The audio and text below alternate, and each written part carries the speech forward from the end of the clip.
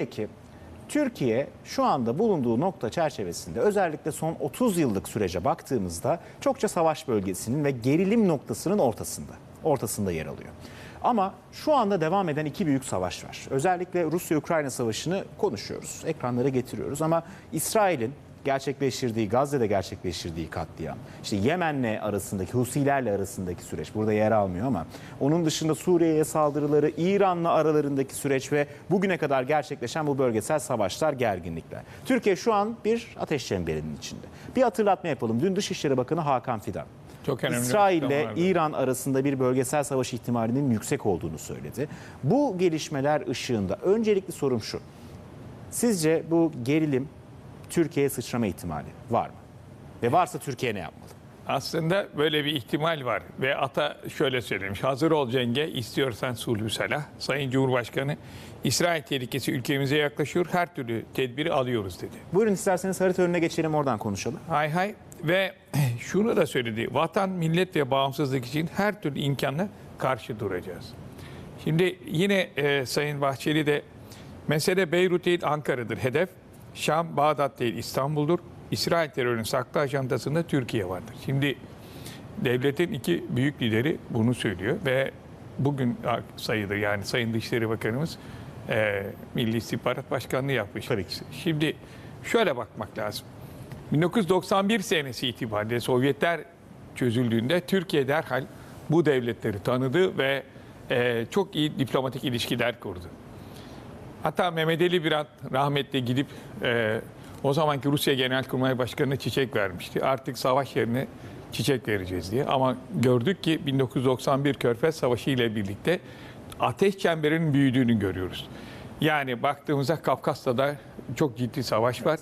Öbür taraftan en ciddi iki önemli savaş Rusya-Ukrayna Savaşı'yla hepimizin bildiği gibi genişleyen bir İsrail Savaşı var. İsrail Savaşı iddia edildiği gibi Gazze'de Hamas'la bir mücadele değil. Bir şekilde Lübnan'a girdiler, bir şekilde Suriye'ye girdiler ve 5 gündür aşağı yukarı İdlib bölgesinde Rus uçakları Türkmenleri bombalıyor. Niçin? Yeni bir göç dalgasıyla Türkiye karşı karşıya. Orada kendi içlerinde aşiretler arasındaki çatışmalar da sürüyor. Bir de o var. Ama burada mesele Suriye'nin istikrarsızlaştırılması.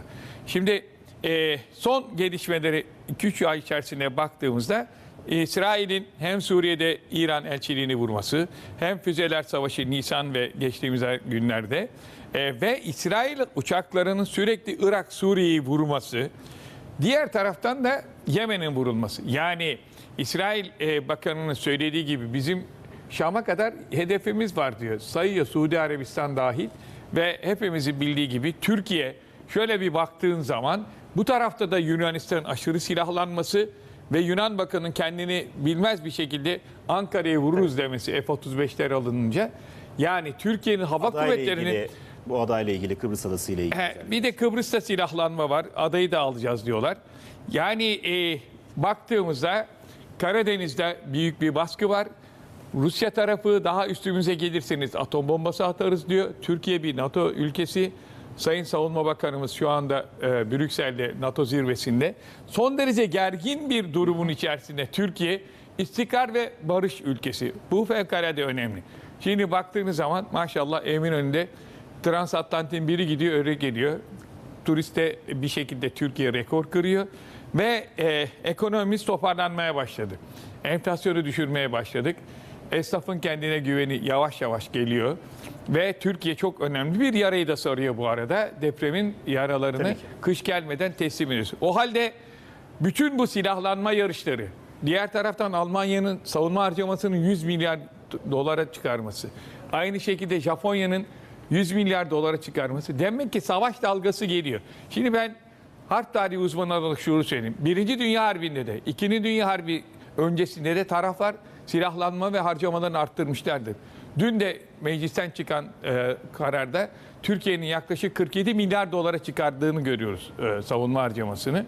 Demek oluyor ki Türkiye hazırlıklarını yapıyor. Peki. Şöyle izniniz olursa Birinci Dünya Savaşı'ndan bahsettiniz. İkinci Dünya Savaşı ve yeni nesil savaşlarda da baktığımızda özellikle hava hakimiyetinin siz de bir havacı olarak çok önemli olduğunu biliyoruz. Tam da sizin konunuz olan bir gelişme var ama detayları CNN Türk Ankara temsilcisi Dicle Canova'dan dinleyelim. İzninizle yerinize de hocam sizi de alabilirsek. Çünkü Türkiye'ye yönelik olası artan tehditlerden bahsediyoruz. Bu tehditler konuşulurken Ankara yarın çok önemli bir konuğu ağırlayacak. Almanya Başbakanı Olaf Scholz yarın Türkiye'ye gelecek. Cumhurbaşkanı Erdoğan'la görüşecek. Gündemde de Eurofighter savaş uçakları var. Dicle Canova söz sende.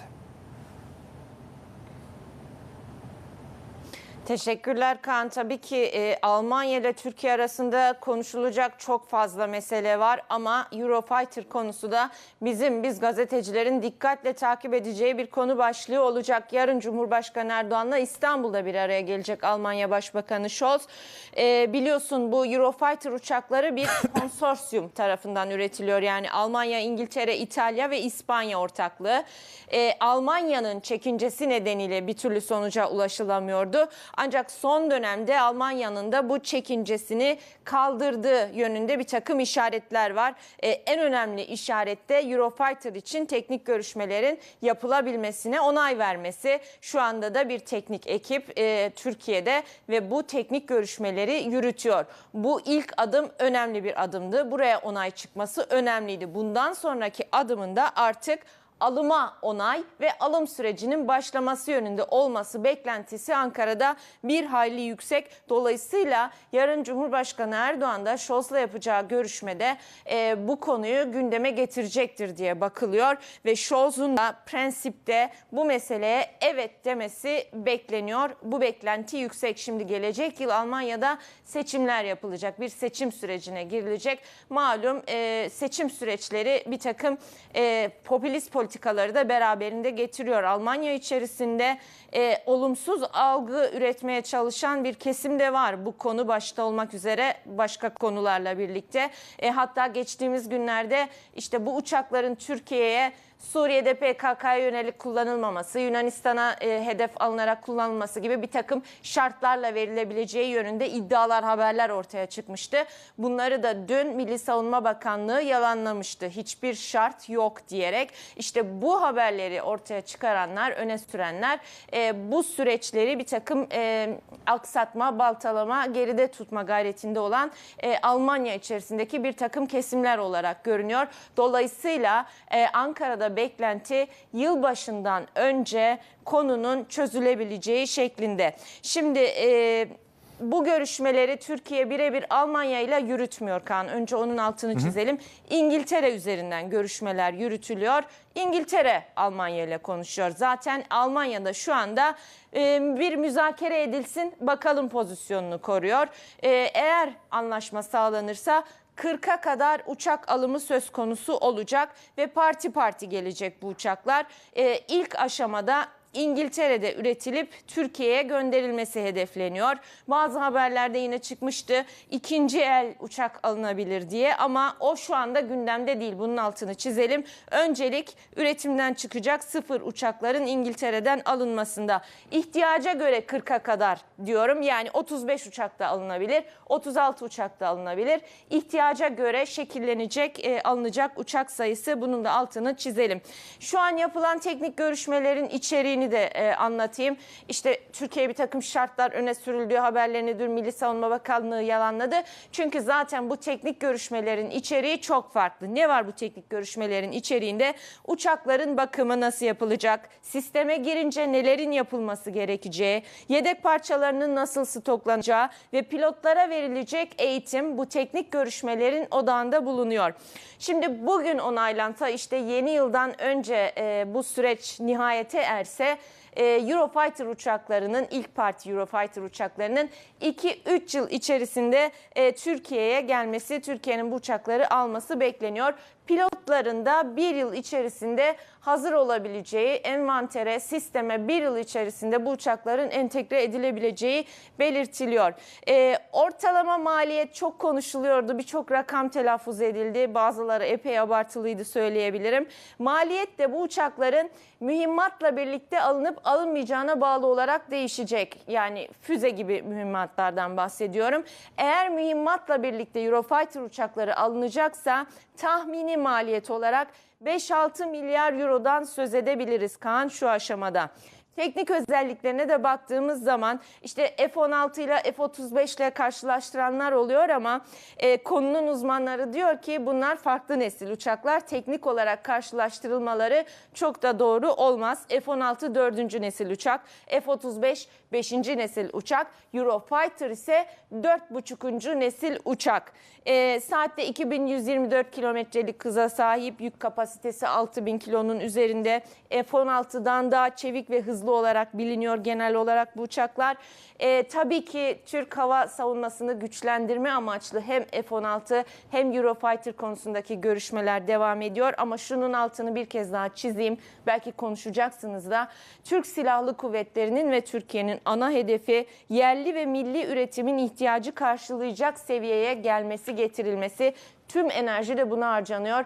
Kaan malum yerli ve milli uçak 5. nesil uçağımız olarak en kısa zamanda seri üretime geçilmesi için büyük bir çaba harcanıyor. Ta ki işte yerli ve milli üretim sonuçlanana, envantere girene kadar ara çözüm, ara formül olarak da F-16 ve Eurofighter'larla bazı ihtiyaçların giderilmesi üzerinde duruluyor. Ama bir kez daha altını çizeyim. Türk Silahlı Kuvvetleri'nin temel hedefi yerli ve milli üretimin ihtiyacı karşılayacak seviyeye gelmesi, getirilmesi. Dicle Canova çok teşekkürler aktardığın bilgiler için. CNN Türk Ankara temsilcisi Dicle Canova bize bu önemli görüşmeye dair detayları aktardı. Size dönmeden önce bir canlı bağlantımız var. Mesut Hocam, CNN Türk muhabiri Emrah Çakmak ve kameraman Bilal Söyleyenoğlu şu anda Kudüs'teler. Sinvar'ın öldürüldüğü iddialarının hemen ardından gerçekleşen ilk cuma ve ilk cuma namazı kılınacak. Nedir oradaki hava, son durum? Hemen Emrah'a bırakalım sözü. Emrah sendeyiz.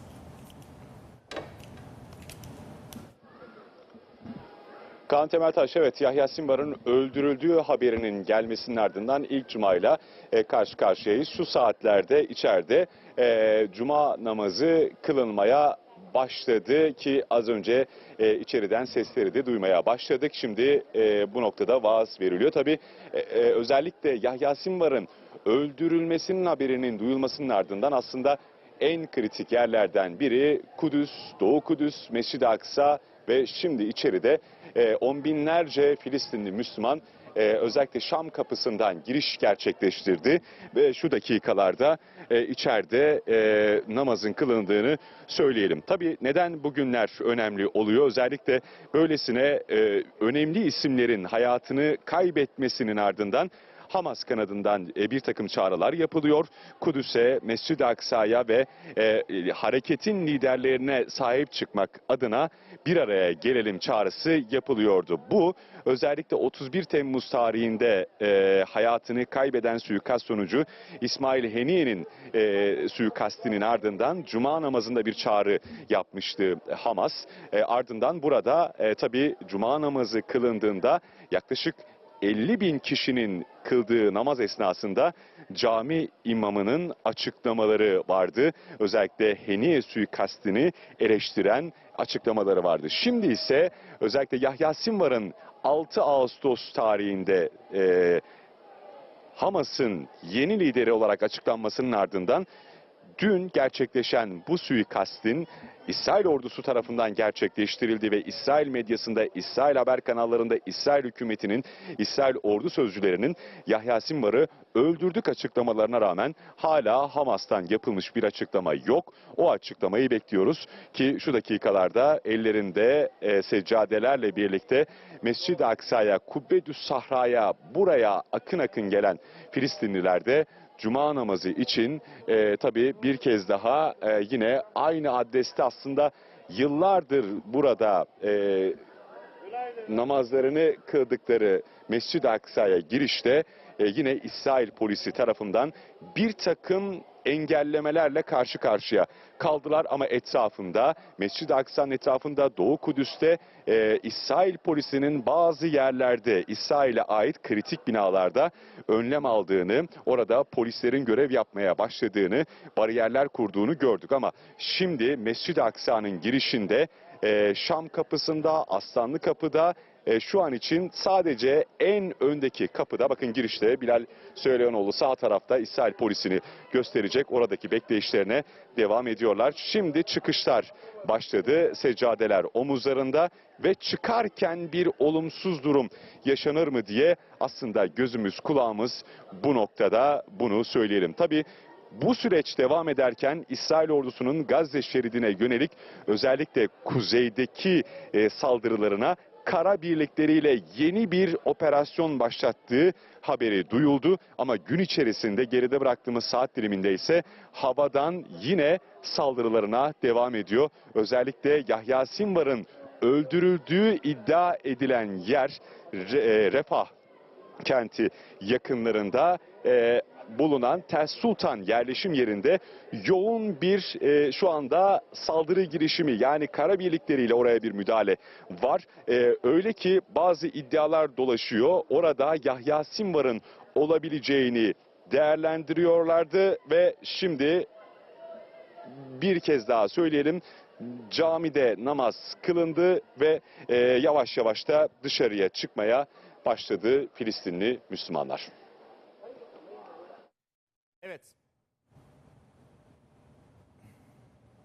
Evet, Emrah Çakmak, Bilal Söyleyenoğlu, çok teşekkür ediyoruz arkadaşlarımıza. Bölgeden yeni bilgiler de geldikçe paylaşacağız ama Dicle Canova'nın anlattığı bilgiler, Eurofighter alımıyla ilgili detaylar özellikle önemli. Dün bakanın açıklamaları Çok önemli. Çok önemli. Ülkemizin yetkililerinin yaptığı Sayın Bakan'ın söylemek istediği şey şu: eğer İsrail veya Amerika birlikte İran'ı vururlarsa çok büyük bir savaş beklentisi, bu Türkiye'yi bir şekilde etkileyecek. Bu %100. Az önce söylediğim Sayın Cumhurbaşkanı da bunu söyledi. Nitekim hem Netanyahu hem de bazı bakanları, işte Maliye Bakanı da bunu açıkça söylüyorlar. İran'ı vuracağız diyorlar. Elimiz uzun. İran'ı özgürleştireceğiz. İsrail'in söylediğine göre, Netanyahu'nun. Ama dün gece çok ilginç bir saldırı daha oldu. Amerikan Hava Kuvvetleri'ne bağlı B-2 Stealth uçağı Yemen'deki 5 tane yeri vurdu. 5 tane yeraltı sığınağını vurdu. Bu aslında İran'a da bir mesaj. Yani her an İran'a vurulacak. Peki Eurofighter bizim için çok iyi bir haber. Tarihi bir gün.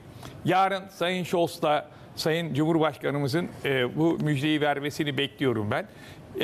Bu sene yapılıyor tekrar. Daha önceki Expo savunma sanayinde ben Eurofighter uzmanlarıyla konuştum. Ümitliydiler çünkü aynı firma Airbus'tan uçak veriyor bize. Şimdi şöyle söyleyelim.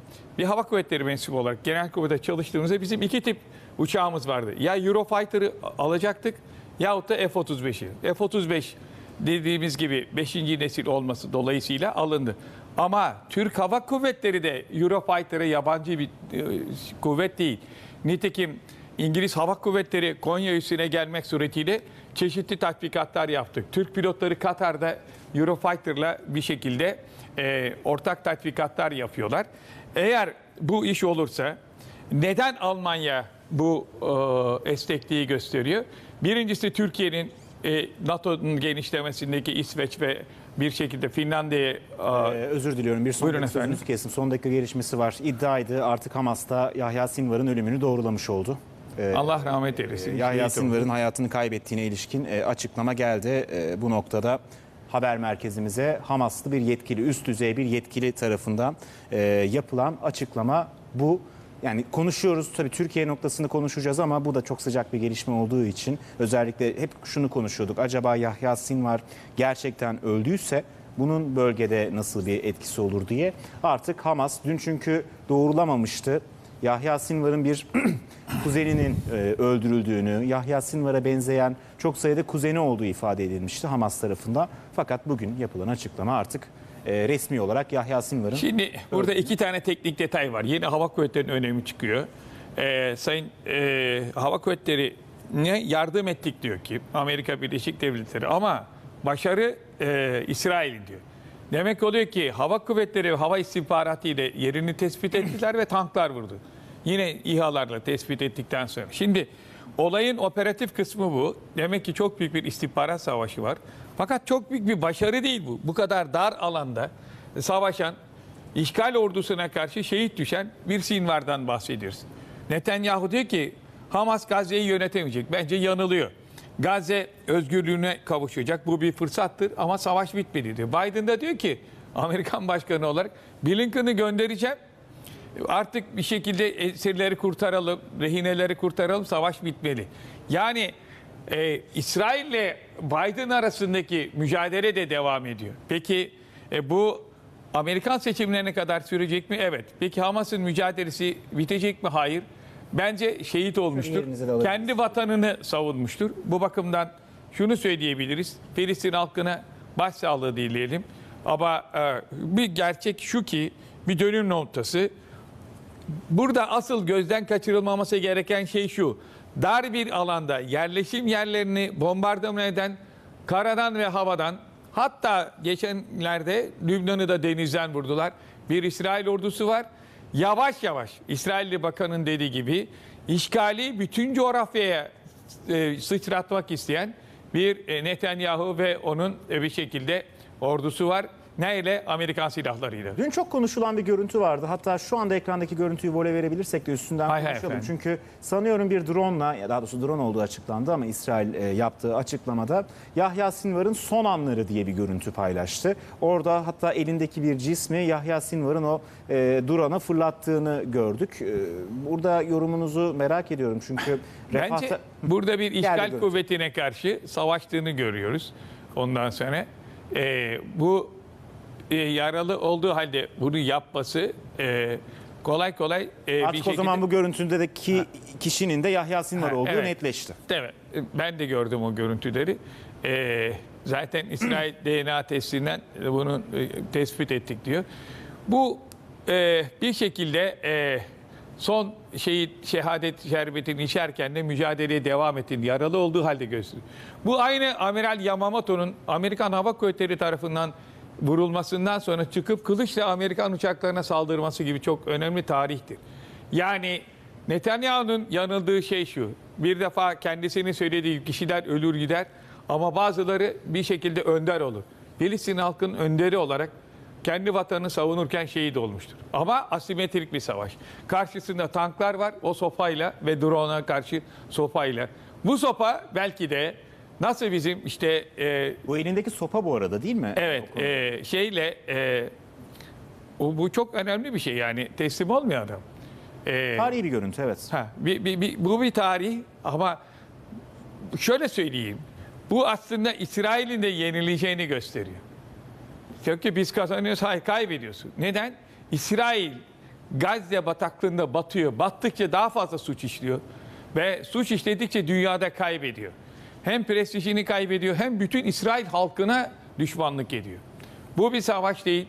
Bu bir soykırım. Bu bir şekilde kahramanlık da değil.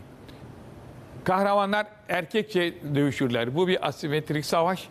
Yerinden kalkamayan hasta bir adamı vurmak bir kahramanlık Burada değil. yaralandığı iddia ediliyor. Evet. Elimizdeki bilgiler de bu doğrultuda. O da bir Artık savaş suçu. Çünkü yaralı adamı sen vuramazsın. Yani oradaki subay aslında bu da Adalet Divanı'na gidecek bir karar veya ceza mahkemesinde. Bu saldırı yapan, onu vuran asker de yaralıya Cenevre Sözleşmelerine göre ateş edemez. Bunu konuşalım. Önemli bir konudan bahsettiniz. Sağ kolunda Yahya Sinvar'ın, burada arkadaşlarımız Yara var. Onun kendisi patlamış. Evet. Tenekeyle. Tenekeyle yapmış. kanı durdurmaya çalışmış. Yani son ölüm anında dahi mücadele eden bir mücahit aslında. Fakat burada bir şey var. İsrail ordusu bir devletin topraklarını işgal edip insanların öldürmeye kalkıyor. Buradaki şahıs Sinvar ise kendi vatanını savunuyor. Buradaki meşruiyet açısından çok büyük farklılık var. Uluslararası hukuk açısından da böyle, vicdan açısından da böyle, akıl açısından da böyle. Bence bu İsrail'in kazandığı değil, kaybettiğidir. Bu konuyla ilgili tartışmalar ve bu konuyla ilgili değerlendirmeler şüphesiz ki yapılacak ilerleyen Elbette. süreçte. Çünkü Hamas dün yaptığı ilk açıklamada şu ifadeleri kullanmıştı. İsrail aynı zamanda sosyal medya üzerinden, iletişim kaynakları üzerinden de bir savaş yürütüyor diye. Ve Yahya Sinvar'ın Doğru. ölümünü doğrulamamış. Psikolojik harp bu. Psikolojik harp, evet bu ifadeyle kullanmıştı Hamaslı yetkililer yapılan yazılı açıklamada. Doğrulamamıştı. İşte kuzeninin öldürüldüğünü, benzeyen çok ismin olduğunu söylemişti. Ama bu noktadaki şunu da sormak istiyorum size. Artık doğrulandığı için, yani Hamas'ta resmi olarak Kabul Yahya etti bu. Sinvar'ın ölümünü kabul ettiği için Sinvar sonrası Gazze ve Sinvar sonrası Hamas nasıl olacak? Şimdi şöyle, Sinvar İsrail'in sonrası saldırıları artacak mı? ben buna inanmıyorum. Neden? Şimdi İsmail Haniye'yi de öldürdüler, öyle mi? Hamas teslim olmayacağım dedi, mücadeleye devam edeceğiz, savaşacağız dedi. Ne kadarlık bir süre bu? 70 senedir. Yani bir örgütün liderinden sonra 70 senelik mücadele biter mi? Bitmez. Burada da ben İsrail, bakın arada bir fark var. İsrail Gazze'yi yok edeceğim diyor ve insanlarını süreceğim diyor. Tehcir edeceğim. Kalanlarını da öldüreceğim diyor. Ve kaç? 51 bin kişiyi öldürmüş. Bunların %70'i kadın ve çocuk. Ve soykırım. Sinvar veya başkası geldiği zaman kendi vatanını savunmaya devam edecek. Ha şunları yaptı. Bazı liderlerini öldürdü. İşte siber savaşta bir takım liderleri daha etkisiz hale getirdi. Ama burada savaşın meşruiyet kaynağı var. Şimdi bakın Almanlar da savaşta önce başlangıçta pek çok cepheyi kazandı. Paris'i işgal ettiler. Geldiler bu tarafa Rusya'yı ta nereye kadar? Moskova'ya 40 kilometre kalmıştı. St. Petersburg'a girdiler. Ama bakın demin konuşmamızda vardı. Neden yukarıdaki savaş önemli? Niçin bu Eurofighter'la da ilgili? Rus tank subayları diyor ki bizim tanklarımız önce Kiev'e sonra Berlin'e girecek diyor. Almanya şunu anladı. Bir şekilde Rusya geliyor üzerine. Yanında kim olacak? Türkiye olacak her zaman. Eurofighter'da da bakın çok önemli bir şey var. Türk-Alman dostluğu Birinci Dünya Harbi'nden öncedir ve Birinci Dünya Savaşı'nda Türk Hava Kuvvetleri Çanakkale'de, Filistin'de Alman pilotlarıyla beraber çarpışmıştır. Şimdi siz bütün bunları bırakın, bize ambargo uygulayın. Bu Almanya'nın çıkarlarına uygun değil. Yani Filistin'le bu aynı bakın. Ve bugün de Alman Dışişleri Bakanı'nın hastanelere saklandıkları için onu vuruyoruz demeleri dün açıklama yaptı biliyorsunuz. İsrail haklıdır arkasındayız diye. Yani bu büyük bir çelişki Berlin için bence. Peki şunu soracağım. Berlin noktası, Eurofighter noktası Almanya'nın bu noktadaki tutumu çok önemli. Siz Rusya-Ukrayna savaşından bahsediyorsunuz Evet, ama diğer tarafta güneye geldiğimizde olası bir İsrail-İran bölgesel savaşı da söz konusu. Doğru. Evet, Almanya'yı Rusya-Ukrayna savaşı ilgilendirse de Türkiye'yi olası bir bölgesel savaşla ilgilendiriyor. Bakanın açıklamaları da bu doğrultudaydı. Şunu sormak istiyorum. Bu bölgesel savaşın Sinvar'ın ölümü bu bölgesel savaş ihtimalini arttırır mı yoksa azaltır mı? Bu şey yapıyor, arttırıyor. Çünkü neden? İntikamı getirecek. Suikastlerle gidiyor İsrail. Bu Suikastlere arada karşı... İtalya Başbakanı da Lübnan'a geliyor. Onu da söyleyeyim. Evet, onu da biliyorum. Şimdi buradaki hadise şu. Büyük resme baktığımızda topraklarını genişletmek isteyen, Şam'ı almak isteyen, İran'ı almak isteyen, hatta Türkiye topraklarına göz diken bir İsrail ordusu var. Bunu kendi başına yapabilir mi? İmkansız. Neyle yapacak? Amerikan Hava Kuvvetleri. Yemen baş kaldırdı. En önemli uçağını gönderiyor Amerika. Dikkat edin, B-2 uçağını İran'ı korkutmak için. 5 tane yeraltı sığınağını vuruyor. Yani diyor İran sen... O en son teknoloji uçağı değil mi? Evet, evet. Bunu 91'de de kullandı. Sen diyor yerin altına sakladıysan füzelerini ve bombalarını vururum ben senin. Ha, şimdi bu Her şeyi tespit ediyor. yolun bir tarafı bu. Buradaki olayda da Amerikan istihbaratı diyor ki ben verdim hedefi diyor. Sinvar'ı tespit eden o. Ha, peki son tahlilde nereye geliyoruz? Bütün bu olayların çıkış noktası hava kuvvetleri. Eğer hava kuvvetlerindeki üstünlüğünü kaybederseniz Allah muhafaza bu hale geliriz. Bu bakımdan Eurofighter'ı Türkiye acil istiyor. Elbette Dicle Hanım'ın söylediği çok önemli. Türkiye Kaan uçağından, Hürkuş'tan, Hürjet'ten vazgeçmiş değil. Ama bu tayyarelerin servise girmesi 2030'dan sonra olacak. Fakat öbür tarafta bakıyoruz İsrail, çok önemli bu söylediğim. İsrail Hava Kuvvetleri Rumlarla ve Yunanlarla Mavi Bayrak tatbikatı esnasında F-35'ler bizim Kıbrıs hava sahasına girdi. Bu ne demek? Gelecekte ben seni vuracağım demek. Kıbrıs'ı da tehdit ediyor ve Sayın Tatar bunu biliyorsunuz telin etti, protesto etti. Ve Nikos Dendias'ın açıklamaları da aslında Kıbrıs Adası ile ilgili çok da barışçıl açıklamalar mıydı sizce? Çok da değildi aslında biraz da. Hayır değil yani Mitsotakis vazgeçer mi bu işten? Yani gitti daha geçen gün Dışişleri Bakanımız. Ha şu var demek ki Türkiye'nin algısı Kıbrıs dahil Doğu Akdeniz, Ege ve Karadeniz'de ve olası bir İran-Irak savaşında, İran-İsrail savaşında Türk Hava Kuvvetleri'nin çok iyi bir caydırıcı av bombardıman gücüne sahip olması gerekiyor. Bu bakımdan Dicle Hanım'ın söylediğinde çok önemli bir şey var. Eğer diyor paketi mühimmatla alırsanız diyor 5-10'da 6 milyar dolar. Yok mühimmatsız alırsanız. Ama o mühimmatın içerisinde şöyle söyleyeyim. Meteor diye bir füze var. Meteor füzesi çok önemli bir füze. Daha siz dogfight'a girmeden uzaktan vurabiliyor. Ama Rafael'de de bu tür bombalar var. O halde bizim acil bu silahlara hakim olmamız gerekiyor. Nasıl? Sayın Şimşek de bunu söyledi. Bu bakımdan dün konuştuk. Türkiye'nin savunma sanayinde ayrı bir fon açılması ve belki de savunma sanayindeki bir seferberlik başlatılacak. Bunlar hepsi birbiriyle orantılı. İsrail'in herhangi bir hedef kontrol etmeden saldırı gerçekleştirdiğini biliyoruz. Bu bir yıllık süre öncesinde de vardı ama özellikle bu bir yıllık süre sizler de ifade ediyorsunuz. Evet. Çok daha fazla arttı. Peki İsrail olası bir İran-İsrail savaşında, bölgesel savaşında bakanın da dikkat çektiği noktada acaba bu ateşin Türkiye'ye sıçrama ihtimali var mı? Yani şöyle sorayım, İsrail'in Türkiye'ye yönelik böyle bir hamlesi olma ihtimali var mı? Şimdi İsrail aklından bunu geçirir ama onun aklını alırız bir kere. Onu söyleyeyim. Burada o zaman bir virgül koyalım. Onun Böyle- aklını alırız yani. Aklından bile geçirmesin. Zaten söyledi Cumhurbaşkanları. Bizim böyle bir şeyimiz yok. Biz onu bir kenara yazdık. Yani Sayın Herzog'un söylediği İsrail'in resmi görüşü olarak Türkiye'nin planımız yok dedi. Ama Netanyahu'nun aklını alır Türk Hava Kuvvetleri'nin pilotları. Fulya Öztürk'e gidelim. Sonrasında devam edelim. Bu konu üzerinden devam edelim. CNN Hay hay. Türk Özel Haberler Şefi Fulya Öztürk şu anda Beyrut'ta ve anlatacağı da çok önemli bilgiler var. Hemen ben sözü Fulya Öztürk'e bırakıyorum. Ardından konuşacağız Mesut Hay hay Hocam. efendim. Fulya Öztürk sendeyiz.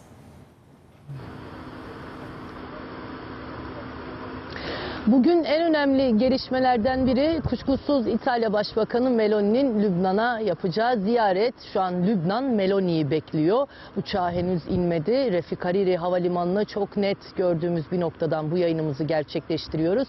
Meloni geçtiğimiz günlerde şöyle söylemişti. Lübnan'daki durumdan derin endişe duyuyorum dedi ve İsrail'e tam silah ambargosu uygulandığını açıklamıştı. İşte tüm bu açıklamaların gölgesinde buraya gelecek. Lübnan'a, başkent Beyrut'a gelecek ve Lübnan Başbakanı Necip Mikati ile görüşecek. 16.30'da da bir basın açıklaması yapmasını bekliyoruz. Şimdi hemen bölgeyi de gösterelim. Canlı yayında kameraman arkadaşım Yasin Kamaloğlu hem Dahiye bölgesini hem de havalimanını görüntüleyecek. Beyrut Havalimanı. Şu an için bölge sakin. Sakin ama en azından başkent Beyrut için bu sakinlik sürüyor. Ama Lübnan'ın güneyinde, yani bulunduğumuz yerden 50-60 kilometre aşağısı güneyde durumlar gerçekten çok kötü. Çünkü bir yandan İsrail'in hava saldırıları devam ediyor Nebatiye'ye, Sur bölgesine. Güney Lübnan'da hava saldırıları sürerken her iki taraftan da can kayıpları var. Yine bütün bu gelişmeler yaşanırken bugün Hizbullah'tan yeni bir açıklama geldi. Çatışmada yeni bir tırmanma aşamasına geçildiğini duyurdular ve şu ana kadar 50 İsrail askerinin öldürüldüğü, 500'ün üzerinde de İsrail askerinin yaralandığı duyuruldu. Bunu belirtelim. Şimdi yaptıkları açıklama aslında Hizbullah'ın Telegram üzerinden bir açıklamaydı. 70 binden fazla askeri ve yüzlerce askeri aracı cephe hatlarına yığdığını belirtti İsrail'in ve İsrail ordusu kendilerini ölümcül pusulara çeken yüzlerce Hizbullah savaşçısıyla karşı karşıya ifadesini kullandı. Bu açıklamadan şunu anlıyoruz ki evet, Hizbullah ve İsrail askerleri arasında çatışma devam ediyor ve 50'den fazla İsrail askerinin de öldürüldüğü Hizbullah tarafından açıklandı. 500'ün üzerinde de İsrail askerinin yaralandığı bilgisini paylaştılar. Bu iddiayı ortaya attılar ve şu belirtildi. Hizbullah'ın Lübnan sınırının yanı sıra İsrail'in içindeki İsrail birliklerine yönelik roket ve insansız hava aracı saldırılarını arttırdığını ifade etti Hizbullah ve geçen ay işgalin başlamasından bu yana çıkan çatışmalarda 50'nin üzerinde İsrail askerinin öldürüldüğü, 500'den fazla İsrail askerinin yaralandığı ve 20 Merkava tankı, 4 askeri buldozer ve 2 insansız hava aracının imha edildiğini duyurdu Hizbullah cenahı. Ama şunu da söylemekte fayda var. İsrail'den de videolar geliyor, açıklamalar geliyor. İsrail'de Güney Lübnan'da nasıl ilerlediğini, Hizbullah'a ait cephanelik ve tünelleri nasıl imha ettiğine dair de görseller paylaşıyor. Bazı noktalara İsrail bayraklarının dikildiği görsellerle anlatılıyor. İsrail cephesinden de Lübnan'ın güneyinde ilerleyiş devam ediyor şeklinde açıklamalar ve videolar paylaşıyorlar. Hizbullah'tan da yine bu yönde açıklamalar geliyor. Yani aslında İsrail'e karşı nasıl başarı elde edildiğini, İsrail askerlerinin nasıl pusuya düşürüldüğüne dair açıklamalar, videolar paylaşıyorlar. Her iki taraftan da yani kendi cephelerinden açıklama ve videolar paylaşıyorlar. Ama şunu biliyoruz, Lübnan'ın güneyinde dün de yine çok yoğun bir hava saldırısı vardı. Dün İsrail ordu sözcüsü bir açıklama yaptı ki ondan fazla nokta için uyarı verdiler, uyarı paylaştılar. Şu bölgelerden çıkın, bu bölgelerden çıkın şeklinde. Hatta uyarı verdikleri yerler Vardania bölgesiydi, Haruf bölgesiydi, Tayir Dippa bölgesi, Al-Huş bölgesi, El Safari bölgesi gibi birçok noktada hava saldırıları düzenlendi ve İsrail saldırıdan önce uyarıda bulundu ama her zaman bu uyarılar yapılmıyor tabii. Lübnan'ın güneyinde İsrail'in hava saldırıları sürüyor. Başkent Beyrut'ta şu an sessizlik hakim. Beyrut'un güneyi Dahiye'de sessizlik hakim. Bugün İtalya Başbakanı Meloni Lübnan'a geliyor. Başkent Beyrut'a geliyor. Kuşkusuz İsrail'e olan tavrını biliyoruz Meloni'nin. Lübnan'dan, başkent Beyrut'tan nasıl mesajlar verecek, neler söyleyecek, bunu da tabii merakla takip ediyoruz. Kaan. Fulya Öztürk çok teşekkürler. Yasin Kamaloğlu çok teşekkürler. Arkadaşlarımız Lübnan'daki son durumu aktardı. İlerleyen saatlerde yine bağlantılarımız sürecek. Gazze'den canlı görüntüler geliyor hocam ekranlara. Yahya Sinvar'ın artık resmi olarak ölümünün ardından Gazze'de İsrail bombardımanı hız kesmeden devam ediyor. Hatta şiddet arttırdı. Gazze'nin bir hava savunma sistemi yok. Gazze'nin özellikle havadan bir hakimiyeti söz konusu değil. Hamas'ın. Aynı durumu Lübnan'da da görüyoruz ve İsrail o noktada Aşağıyı bombalıyor. Halı bombardımanı gibi. bombalıyor. Bu kadar Evet. basit bir şey gerçekleştiriyor. Bir soru sormuştum size. Özellikle olası bir İran-İsrail bölgesel savaşında ya da gerginliğinde bu işin Türkiye'ye sıçrama ihtimali var mı? İsrail'in saldırma ihtimali var mı Türkiye'ye diye. Eurofighter'lar üzerinden de bir değerlendirmenizi Elbette var. 3 dakikamız var. Dedik ki İsrail burada Kıbrıs'ı da içerisine alacak bir yayılma içerisine. Hemen Suriye sınırında gördüğünüz gibi Rus uçakları burayı bombalıyor. Bu savaşın Sayın Bakan'ın dediği gibi Türkiye sıçrama olasılığı çok yüksek. Atılan füzelerden olabilir, İsrail uçaklarının gidişinden olabilir ama en önemlisi Türkiye iki önemli tehdit algılıyor. Bir, Yunan Hava Kuvvetleri'nin Türkiye'ye yönelik saldırı söylemleri. İki, İsrail'in Türkiye söylemleri. Ve Türkiye'nin Doğu Akdeniz ve Ege'den algıladığı, bakın topraklarımızı almak isteyen bu adamları taşla mı durduracağız? Uçaklarla durduracağız. Elbette insansız hava araçlarımız çok önemli. Ama burada Sayın Tatlıoğlu Amiral'in başlattığı işsiz sınıfı bir defa muhriplerimiz ve destroyerlerle hava savunmamız burada başlayacak. AVAX uçaklarımız bütün bu hava sahasını koruyacak uçaklarımıza takviye en azından 100-150 uçak gerekiyor. Bu Eurofighter 40 bir paket aslında. Dolayısıyla Doğu ve Güneydoğu'da devam eden PKK ile olan mücadele ve PKK'ya Irak'ta verilen silahlarla uçaklar var, ellerinde helikopterler. Bunu taşla mı düşüreceğiz? Uçakla düşüreceğiz. Çünkü 2500 yapıyor uçak. 2000 saatte. O zaman uçakla düşürülür. Elbette hava savunmamız çok önemli. Bunun için gerekler yapılıyor. Bunun için S-400'ü aldık. Bunun için Siper'i alıyoruz. Bunun için her şeyi hazırlıyoruz. Alçak ve nokta savunmasında. Ama ilk göğsünü vuracak olan kahraman pilotlarımız ve Gökvatan için mutlaka yarın tarihi bir gün olacak diye düşünüyorum. Peki. Çok teşekkürler. Biz teşekkür ederiz Hocam. efendim. Son olarak Gazze'deki canlı görüntüleri de ekranlarınıza getirerek bu konuyu burada virgül koyalım diyelim. Noktalamayacağız çünkü gün boyunca şüphesiz ki konuşulacak. Gazze'de İsrail'in saldırıları devam ediyor. Artık Hamas tarafından, Hamaslı üst düzey bir yetkili tarafından yapılan açıklama doğrultusunda da Hamas lideri Yahya Sinvar'ın hayatını kaybettiği netleşti. Ağustos ayının başında o dönemin Hamas lideri İsmail Haniye'nin hayatını kaybetmesinin, suikaste kurban gitmesinin hemen ardından göreve gelmişti Yahya Sinvar ve dün itibariyle İsrail yaptığı açıklama doğrultusunda Hamas'ın da bugün doğrulamasıyla birlikte artık Yahya Sinvar'ın hayatını kaybettiği bilgisi bizlerle paylaşıldı. Biz de ekranlarınıza getirdik. Biraz önce bir son dakika açıklaması olarak Gazze'deki son durumda bu şekilde maalesef hala saldırıları devam ediyor İsrail'in. Şimdi efendim Milliyet gazetesinde 66 yıl boyunca yazdığı yazılarla Türkiye dış politika haberciliğinde iz bırakan usta kalem Sami Cohen vefatının 3. yılında anıldı. Anma programında Dış Politika Sohbetleri serisinin ilk buluşması Bahçeşehir Üniversitesi'nde gerçekleştirildi. Ve siz değerli konuşmacılar. Kendi aramızda oturduk, Sami abiyi birbirimize anlattık ama hepimizin anısı var Sami abiyle. Sami Cohen o tecrübesiyle hem ortalıkta dolaşan haberlerden bize lazım olanları alırdı, hem üzerine yeni bilgiler eklerdi, hem de bir bakış açısı sunardı. Milliyet gazetesinde 66 yıl boyunca yazdığı yazıları ve haberleriyle Türk dış haberciliğine damga vurdu. Ölümünün ardından 3 yıl geçti. Sevenleri, meslektaşları usta gazeteci Sami Cohen'i unutmadı. Sami abi hem genç kuşaklara anlatmak hem tecrübenin ve gazeteciliğin kıymetini anlatmak için bu ilkiydi. Bu 3. yılımız Sami abisiz ama bu ilk Sami Cohen Dış Politika Sohbetleri.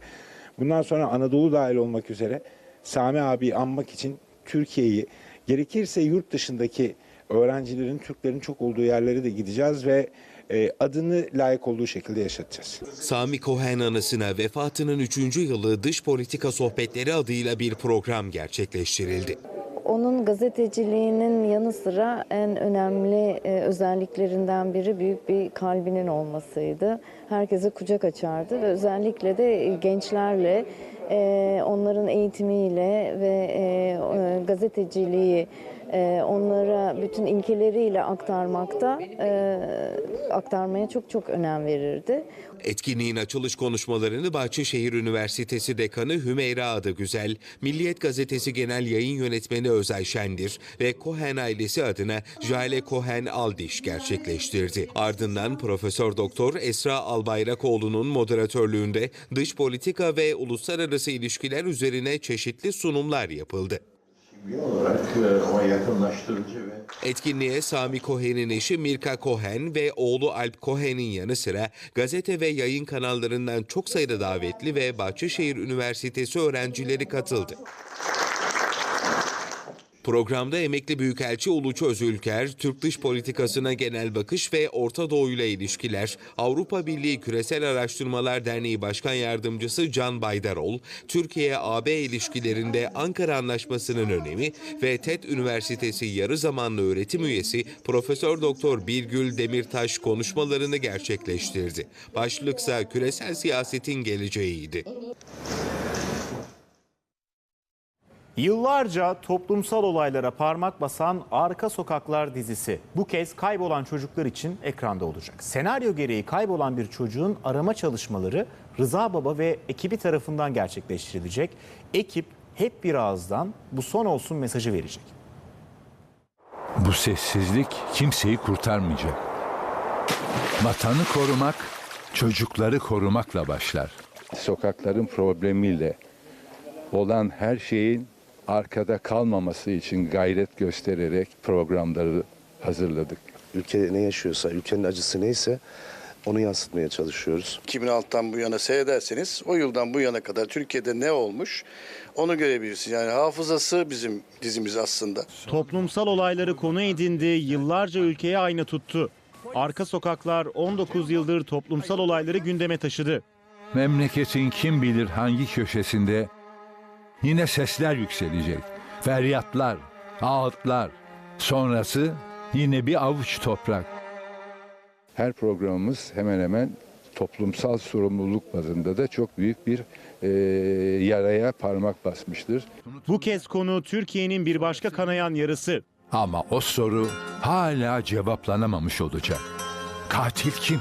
Çoğunlukla kayıp çocuklarımız için büyük bir üzüntü yaşıyor toplum tabii. Bu da çok doğal bir şey. O yüzden hepimizin üzerine görevler düşüyor. İşte zaten tam da o yüzden Arka Sokaklar 19 yıldır var. Çünkü hep gündemin içinde nerede ne zaman bir şey oluyorsa Arka Sokaklar o konuyu işliyor. Arka Sokaklar dizisi kayıp çocuklar için toplumsal sorumluluk üstlendi. Senaryo gereği kaybolan bir çocuk üzerinden mesaj verildi. Türk dizilerinde bir ilk gerçekleşti.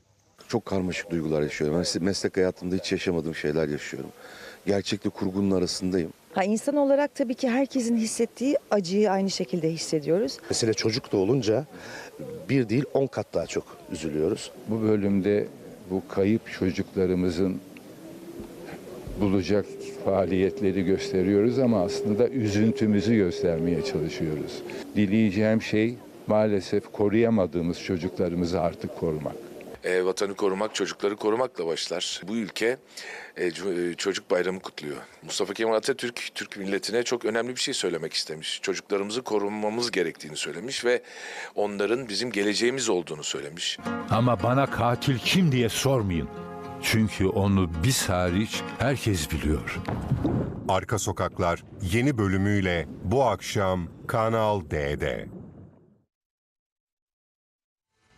Gerçekten de öyle. Çocuğu korumak, vatanı korumak. Yıllarca toplumsal olaylara parmak bastı Arka Sokaklar dizisi. 19. yılında bu kez de kaybolan çocuklar için ekranda olacak. Haberimizi de ekranlara getirdik ve bizler de merakla bekliyoruz o bölümü Arka Sokaklar'da. Efendim bugün ve bu haftanın son gün ortasını sizlerle paylaştık. Biraz sonra arkadaşım Meltem Bozbeyoğlu bugün Haber Kuşağı'nda sizlerle olacak. Bizler de hafta başında yayınlarımızda sıcak gelişmelerle karşınızda olacağız. Hoşçakalın.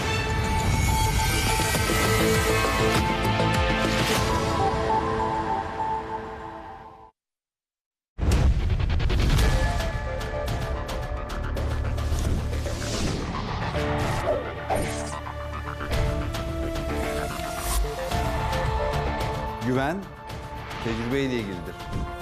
Haberin peşinde değiliz. Her daim haberin içindeyiz. Olayı yerinde Tam da olduğu haliyle en doğru bilgiyle aktarırız. haber sıcaktır, el yakar. Ama ateşe vermeyiz onu. Doğruyu bulmak, Gerçeğe ulaşmak, cevapları sorgulamak ve her görüşü duyurmak için. biz hep buradayız. CNN Türk. Hızlı, Dinamik, meydan okuyan. Destek olan. daha sizden biri.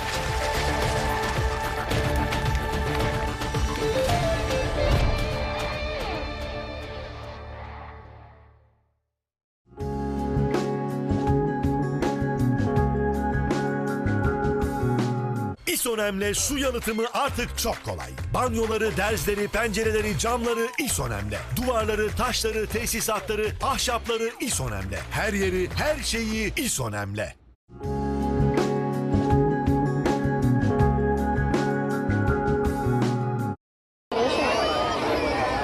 Anker Soundcore sunar.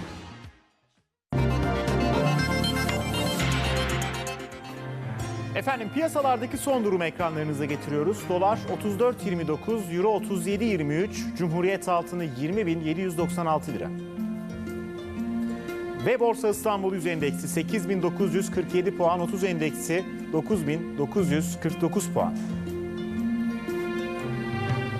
En çok işlem görenlere de bakalım. Ekranlarınıza getiriyoruz.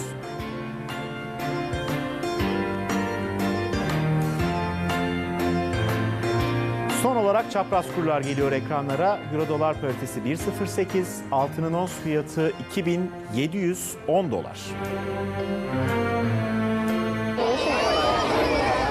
Anker Soundcore sundu.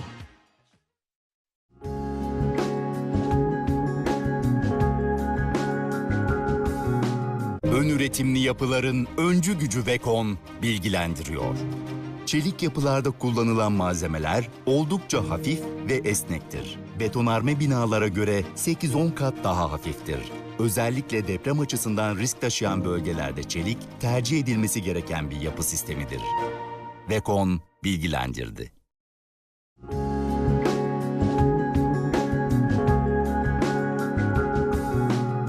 Dyson hava temizleyiciler hava kalitesi ekranını sunar.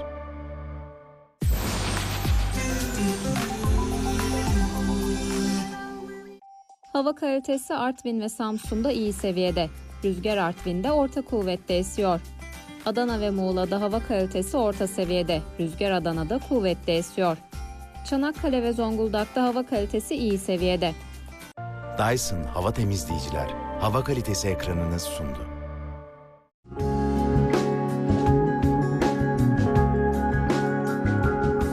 Evet, bankacılıkta sizi en iyi biz anlarız. Değil. Bırakın beni anlamayı. Aradığımda dakikalarca müşteri temsilcime bile ulaşamadığım bu bankanın reklamını geçiyorum. Beni gerçekten anlayan ve anında çözümler sunan bankayı seçiyorum. QNB'ye geçiyorum. Ben QNB'ye geçiyorum. Ben QNB'ye geçiyorum. Kaçırma diyorum. Huzur'un 33. yaşı diyorum. Büyük çekilişe katıl diyorum. Abi sen de iyi ki bir Fuzyon'un reklam yüzü oldun ha. Şaka mı abi bu? 3 TOK, 33 iPhone 15, 333 MediaMarkt hediye çekinden birini kazanma fırsatı Huzur şubelerinde sizi bekliyor. Ayça, klima izleme. Tabii. Hiç sıkılma. Gel tabii. Tabii. 30'dan fazla orijinal dizi, ödüllü filmler. İzlediğine değsin. Tabii.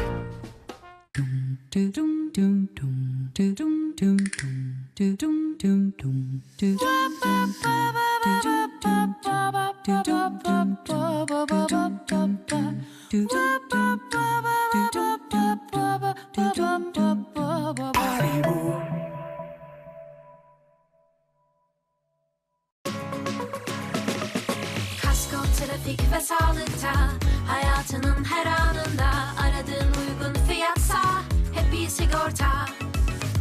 Aldığınız teklif ne kadar iyi olursa olsun önce hep iyi sigortaya bakmak alışkanlığınız olsun. Hep iyi hizmet, hep iyi fiyata, hep iyi sigorta. Doğan Holding güvencesiyle. Dört dörtlük beslenme için haftada en az 4 kez Duru. Mesela bugün benim efsane lezzetim nohut. Harika. Ve Duru kalitesi, Duru lezzeti. Çok lezzetli. Duru uzmanlığı. Beko'dan %50'ye varan indirim fırsatı. Seçili beyaz eşya veya üçlü ankastre set alımlarına seçili ikinci üründe %50'ye varan indirim. Beko'yla. Arkadaşım anlatacağın tek şey fiber mobilite. Bak kedi var şurada. Kaçırma bu fırsatı. Story at. Tamam ki hocam bu kalabalıkta. Senin fiber mobilin var arkadaşım. Kedi telefona bak. Attım. Kapsama alanından da öte. Türk Telekom'dan fiber mobilite. Fiberin gücü şimdi cepte. Türk Telekom fiber mobilite. Lizay, bir aşk var, bir de Lizay.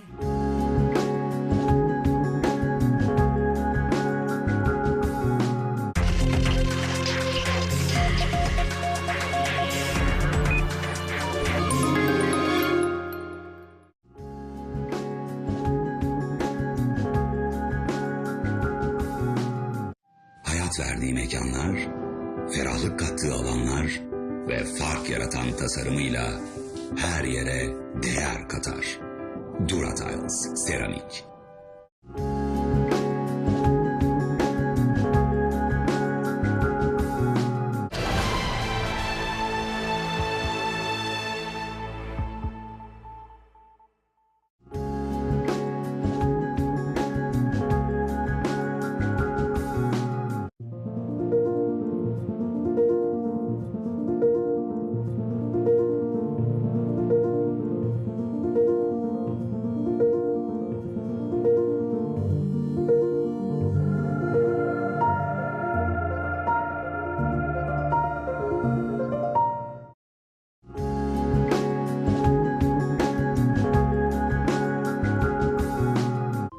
Modern çizginin öncüsü ECA Serel hava durumunu sunar.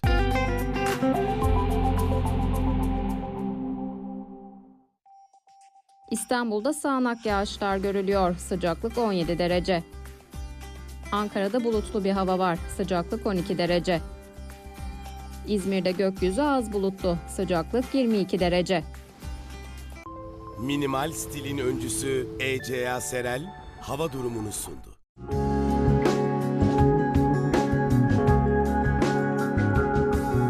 Aynı araç, aynı sen, neredeyse aynı kasko ama çok daha fazla fiyata. Benzer kaskoya çok fazla ödemek mi? Asla. Sigortam Net'e gelin, benzer kaskoya çok fazla ödemeyin. Kazancım net, sigortam net. Ne izlesek? Ne bileyim, çok gözle bakmadım. Bilmiyorum ama hissettim bir şeyler geliyor ya. Ne? Uzun hikayeleri severim. Bence şahane bir fikir. Hadi bir oynatalım mı? Başlasın. Hadi bakalım. Geyine hemen iyi ol. 7 gün ücretsiz izle. Aracınız için internetten bir teklif almak var, Otobit.com'un açık artırma sistemiyle binlerce galeri arasından en iyi teklifi almak var. Siz de Otobit.com'a girin, aracınızı değerinde hızla satın, paranızı hemen alın. Detaylar Otobit.com'da. Otobit'te satıyorum, sattım. Yarın ne olacağını bilemeyiz. En iyisi Neova'ya kasko yaptırın, yüzünüz hep gülsün. Neova. Sigorta. Aman ihmal etmeyin. Zam yok. Peşin fiyatına kredimle 18 ay taksit. Düğün paketi alana yatak artı karyola hediye. Üstelik bir günde teslim. Moda Life, Türkiye'nin düğün paketçisi. Kendine bir tarz, yeni bir adım. Kendine yaklaş, daha da yakın. Desa, desa, desa, kendini yaşa. Desa, desa, desa, kendini yaşa. Onun adı Toshiba ısı pompası. Doğa ve geleceğin mükemmel dengesi. Yazın soğutan, kışın ısıtan, 365 gün sıcak su sağlayan sürdürülebilir teknoloji. Otobit'te ne mi var? Aracınızı satarken açık arttırmayla binlerce galeri arasından en iyi teklifi almak var. Aracınızı değerinde kolayca satmak, paranızı hemen almak var. Daha ne olsun? Detaylar Otobit.com'da. Otobit'te satıyorum, sattım.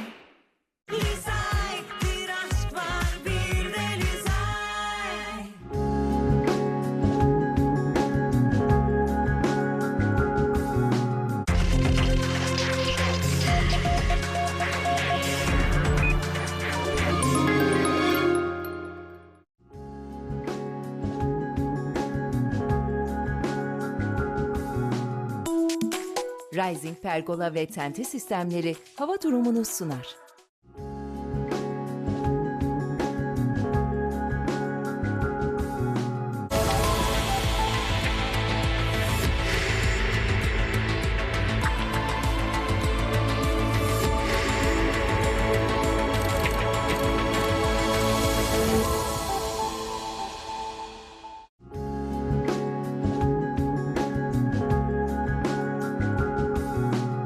Gücünü gün ışığından alan teknolojik temizlik Vestel'de. Siz de gün ışığının doğal koruyuculuğundan ilhamla geliştirilen gün ışığı pro teknolojili Vestel beyaz eşyalarla tanışın. Hem çamaşırlarda hem bulaşıklarda üstün hijyen ve temizlik gün ışığının gücüyle evinize gelsin.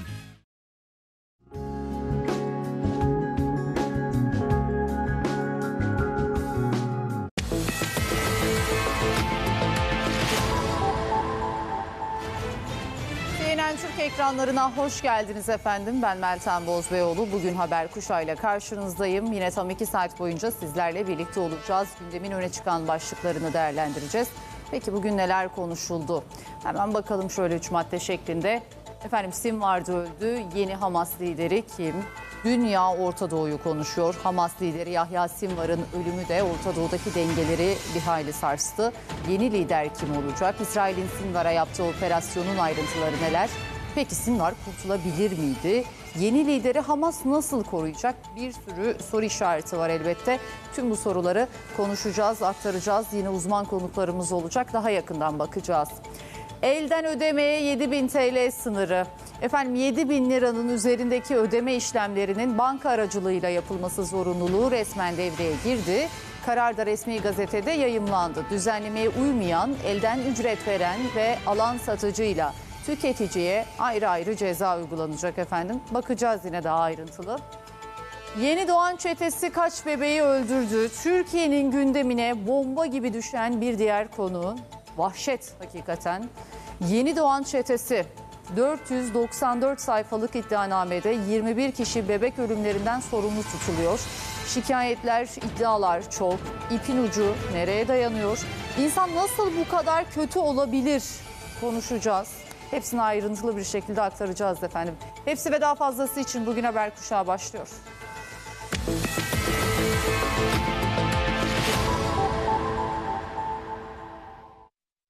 Muğla'nın 3 ilçesi yangınlarla mücadele ediyor. Menteşe, Gökova ve Dalaman'da çıkan orman yangınlarına havadan ve karadan müdahale sürüyor. Dalaman'daki alevler Taşbaşı mahallesindeki ormanlık alandan yükseldi. Görüntülerde şu anda ekranlarınıza geliyor. Taşbaşı mahallesindeki yer burası. Bölgeye itfaiye ekipleri de sevk edildi. Yangın rüzgarın şiddetiyle geniş bir alana da yayıldı. Yangında bir ev ve ahır tamamen yandı ve 85 hane tedbir amaçlı da tahliye edildi. Havadan müdahaleye Türk Silahlı Kuvvetleri'nden de destek var. TSK'ya ait 5 helikopter de söndürme çalışmalarına destek veriyor. Menteşe ilçesinde de gece saatlerinde yangın çıktı. Rüzgarın da şiddetli olduğu bölgede yangına müdahale sürerken bir yangın haberi de Gökova'dan geldi. Ekiplerin 3 ilçedeki yangına havadan ve karadan müdahalesi devam ediyor.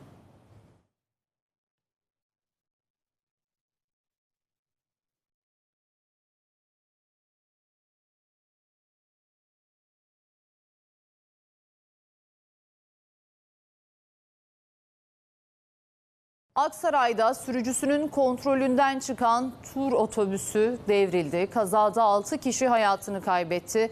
34 kişi de yaralandı. Hemen arkamda korkunç kazanın görüntüsünü de görebiliyorsunuz efendim. Balıkesir'den Kapadokya'ya gezi için yola çıkan tur otobüsünün şoförü Aksaray-Ankara karayolunda işte bu şekilde direksiyon hakimiyetini kaybediyor. Yoldan çıkan otobüs şarampole yuvarlanıyor. İçişleri Bakanlığı da Ali Yerlikaya'da kazada 6 kişinin hayatını kaybettiğini, 3'ü ağır 34 kişinin yaralandığını da açıkladı. Adalet Bakanı Yılmaz Tunç ise kazayla ilgili 3 savcının görevlendirdiğini duyurdu. Kaza anı güvenlik kamerasına da yansıdı ve kaza sonrası görüntüleri de Demirören Haber Ajansı'nın çektiği görüntülerle izliyorsunuz. Korkunç bir kaza, direksiyon hakimiyetini kaybediyor ve şarampole yuvarlanıyor. Kaza sonrası görüntüde ne yazık ki böyle 6 kişi hayatını kaybetti. Bir tur otobüsüydü bu. 3'ü ağır, 34 kişi de yaralı. Çok büyük geçmiş olsun, yaralılara da acil şifalar diliyoruz efendim. Manisa'da 19 yaşındaki Sudenaz Atak eşi tarafından öldüresiye darp edilmiş. O görüntülerde büyük tepkilere neden olmuştu. Hatırlayacaksınız şimdi bu görüntüyü. Tüm Türkiye ayağa kalktı bu görüntülerden sonra. Tutuklu eşin yargılandığı davanın görülen duruşmasından bir karar çıktı. Şimdi hepinizin canını acıtacak bir karardan söz edeceğim. Sanık adli kontrol şartıyla tahliye edildi. Akhisar ilçesinde yaşıyordu 5 aylık hamile Sudenaz Atak. Eşi Yılmaz Akman tarafından 3 yaşındaki çocuğunun gözü önünde bakın sokak ortasında darp edilmişti ve hiç kimse de destek vermemişti kadına. Sokak ortasında tekmelerle, yumruklarla darp edildi bu kadıncağız. 3 yaşındaki çocuğu yanında ve 5 aylık bebeği de karnındaydı. Şiddetin ardından tutuklanan sanık Yılmaz Akman'ın davası görüldü. Akhisar 4. Asliye Ceza Mahkemesi'ndeki duruşmada karar çıktı. Tutuklu alenen hakaret suçundan 9 ay 15 gün, kasten yaralama suçundan 15 ay hapis cezası verildi. Mahkeme sanığın adli kontrol şartıyla tahliyesine karar verdi. Darp edilen Sudenaz'ın avukatı ise kararı istinafa taşıyacak. Şunu tekrar etmek isterim. Bakın öldüresiye darp edildi. Tekrar etmek istiyorum çünkü 5 aylık bebeği karnında, 3 aylık çocuğu da 3 yaşındaki çocuğu da yanındayken aslında ölümle burun buruna geldi. Hiç kimse de ona yardım etmedi. Yine bir kadına şiddet haberiydi. Tutuklandı, cezasını çeksin dedik hep birlikte tüm Türkiye. Böyle umuyorduk ama olmadı. Suçu alenen hakaret suçundan 9 ay 15 gün, kasten yaralama suçundan 15 ay hapis cezası verildi. Şimdi bu kararı siz değerlendirin isterim. Devam edelim efendim. Eski futbolcu, Fenerbahçeli sporcu ve futbol yorumcusu Serhat Akın'a yönelik silahlı saldırıya ilişkin iddianamede hazırlandı. Ayrıntılar için Merve Tokaz bizleri bekliyor, detaylıca aktaracak. Merve kolaylıklar diliyorum. Seni dinliyoruz.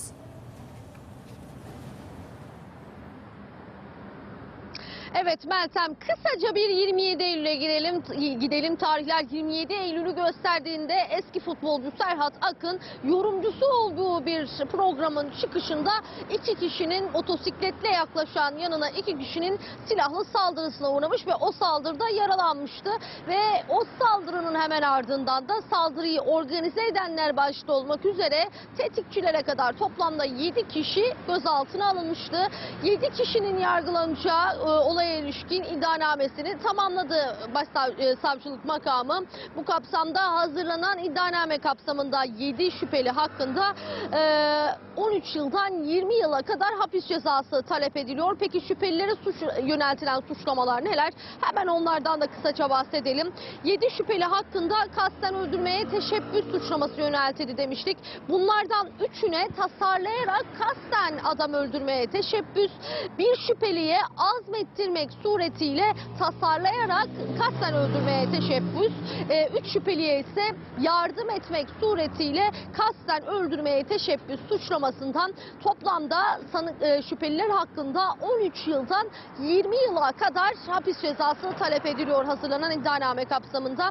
İddianame şimdi mahkemeye gönderildi, yargılanacakları mahkemeye. Mahkeme değerlendirmesini yapacak ve iddianamenin kabul edilmesiyle birlikte de 7 sanık ilk kez hakim karşısına çıkıyor olacak. Bizler de tüm gelişmeleri detaylarıyla takip etmeye devam ediyor olacağız diyelim Meltem.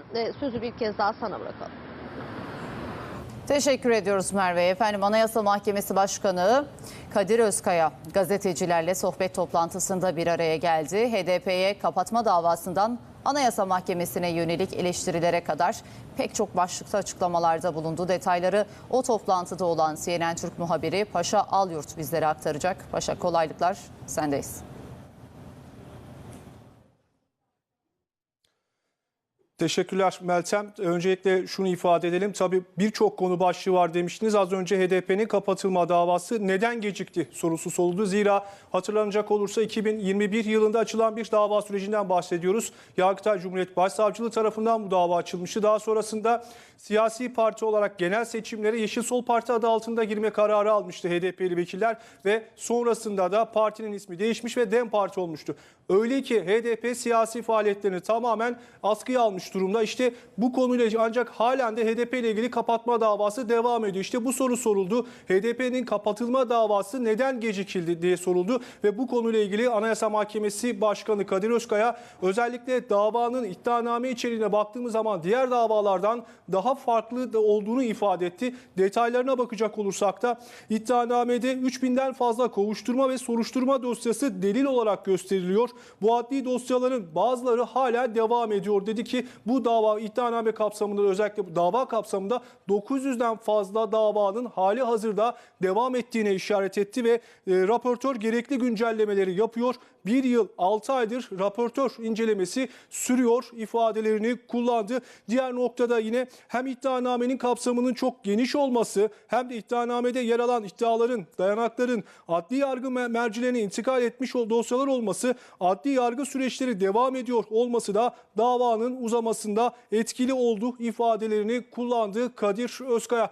Diğer noktaya baktığımız zaman özellikle zaman zaman Anayasa Mahkemesi ile ilgili eleştiriler var. Bu eleştiriler noktasında da Anayasa Mahkemesi'nin özellikle süper temiz mahkemesi olarak görev yaptığı noktasındaki eleştiriler de oluyor. İşte bu noktaya da özellikle Anayasa Mahkemesi Başkanı Kadir Özkaya değindi. Anayasa Mahkemesi kararlarıyla yoluna devam ediyor dedi. Özellikle zaman zaman Yargıtay'la yaşanan o gerilimle ilgili de iki yüksek yargı kurumunun bu tür tartışmalar hakkında konuşmasını doğru bulmuyorum ifadelerini kullandı ki burada özellikle o süreç itibariyle bireysel başvuruyla ilgili eleştirileri de dikkate alarak özellikle buradaki süreçle ilgili süreci anlattı. Nasıl olduğunu ilk derece mahkemesinden istinaf mahkemesine, ardından da Yargıtay yolunun tükenmesinin ardından Anayasa Mahkemesi'ne bireysel başvuru yapılabildiğini hatırlattı ve AYM'nin bireysel başvurularda ihlal kararı oranı %3 seviyelerde dedi ve bu da AYM'nin iddia edildiği gibi temiz temiz işlemi yapmadığının önemli göstergesidir ifadelerini kullandığı Kadir Özkaya. Yine yeni bir gelişmeden de bahsetti. Özellikle Anayasa Mahkemesi'nin bünyesinde yeni bir mekanizma kurulduğunu işaret etti. AYM vereceği bir kararda Yargıtay'da içtihat değişikliğine neden olacak o dosyada artık Yargıtay'la görüşme yapıyor ifadelerini kullandı. Arada yeni bir dönemde böyle bir mekanizma kuruldu. Yargıtay'ın ön dosyayla ilgili görüşü de alınıyor dedi. Detaylarını anlattı. Özellikle ilgili raportör arkadaşlarımız Yargıtay'da ilgili daireye gidecek. O dairenin görüşünü dikkate almak ve raporunda veri olarak kullanmak amacıyla görüşme yapacak ifadelerini kullandı o yeni mekanizma hakkında. Diğer noktada özellikle çok merak edilen konu başlıklarından biri de sokak hayvanları düzenlemesinin özellikle iptali talebiyle Anayasa Mahkemesi'ne bir dava açılmıştı. Anayasa Mahkemesi'nde de ilk görüşte de esastan görüşmek üzere karara bağlanmak üzere dosyanın ileri bir tarihe ertelendiğini ifade etmişti. İşte bu dosya ne zaman görüşülecek, ne zaman gündeme alınacak diye soruldu. İşte bu konuyla ilgili de konuyla raportöre talimat verdik. Elindeki dosyaları bir kenara bırak, bu dosyaya yoğunlaş dedik ifadelerini kullandı. Rapor tamamlandığında bekletmeksizin gündeme alınacak. Bu konunun kamuoyu gündeminden çıkarılması gerekiyor ifadelerini kullandı Anayasa Mahkemesi Başkanı. Özetleyecek olursak özellikle gündeme dair birçok konu başlığıyla ilgili önemli açıklamalarda bulundu diyelim Meltem ve buradan sözü tekrar size bırakalım. Peki teşekkür ediyoruz Paşa Alyurt'a.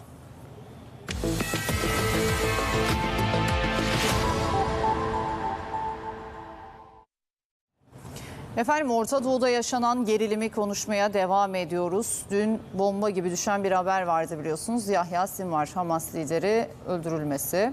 CNN Türk Haber Müdürü İdris Arıkan bizimle birlikte. İdris hoş geldin yayına. Hoş bulduk Meltem. Teşekkür ediyorum. Şimdi başlamadan önce, İdris Bey'le konuşmadan önce bir haberimiz var. İsrail'in Hamas lideri Yahya Sinvar'ın öldürüldüğünü açıklamasının ardından Sinvar'ın eski röportajları yeniden gündeme geldi. Beyaz bayrak kaldırmamızı mı bekliyorlar? Biz savaşacağız diyen Sinvar, düşmanın ve işgalin bana verebileceği en büyük hediye beni öldürmek ifadelerini kullanmıştı. Bir izleyelim röportajı, sonrasında konuşalım. أنا أقول بأنه أكبر هدية يمكن أن يقدمها العدو والاحتلال لي هو أن يغتالني. İsrail'in Hamas lideri Yahya Sinvar'ın öldürüldüğünü açıklamasının ardından Sinvar'ın eski röportajları yeniden gündeme geldi. Sinvar, koronavirüsün etkisini hissettirdiği 2021 yılında verdiği bir röportajında doğal ya da hastalık nedeniyle bir ölüm istemediğini dile getirdi. Düşmanın elinde şehit olarak Allah'ın huzuruna çıkmak istiyorum. 59 yaşındayım. Koronavirüsten ölmektense F-16 ile şehit olmayı tercih ederim. İnme, kalp krizi veya kaza sonucu ölmek istemiyorum. Sıradan bir ölümden ziyade şehit olmak istiyorum. Aynı yıl Vice News'a verdiği röportajda Hamas'ın İsrail'e gönderdiği füzeler sorulan Sinvar, bizi halkımızı savunmak zorunda bırakıyorlar, savaşacağız demişti. Ne yapmamız gerekiyor? Beyaz bayrağı mı kaldırmalıyız? Bu olmayacak. Dünya biz öldürülürken suçluya iyi davranmamızı mı bekliyor? Ses çıkarmadan topluca katledilmemizi mi bekliyor? Bu imkansız.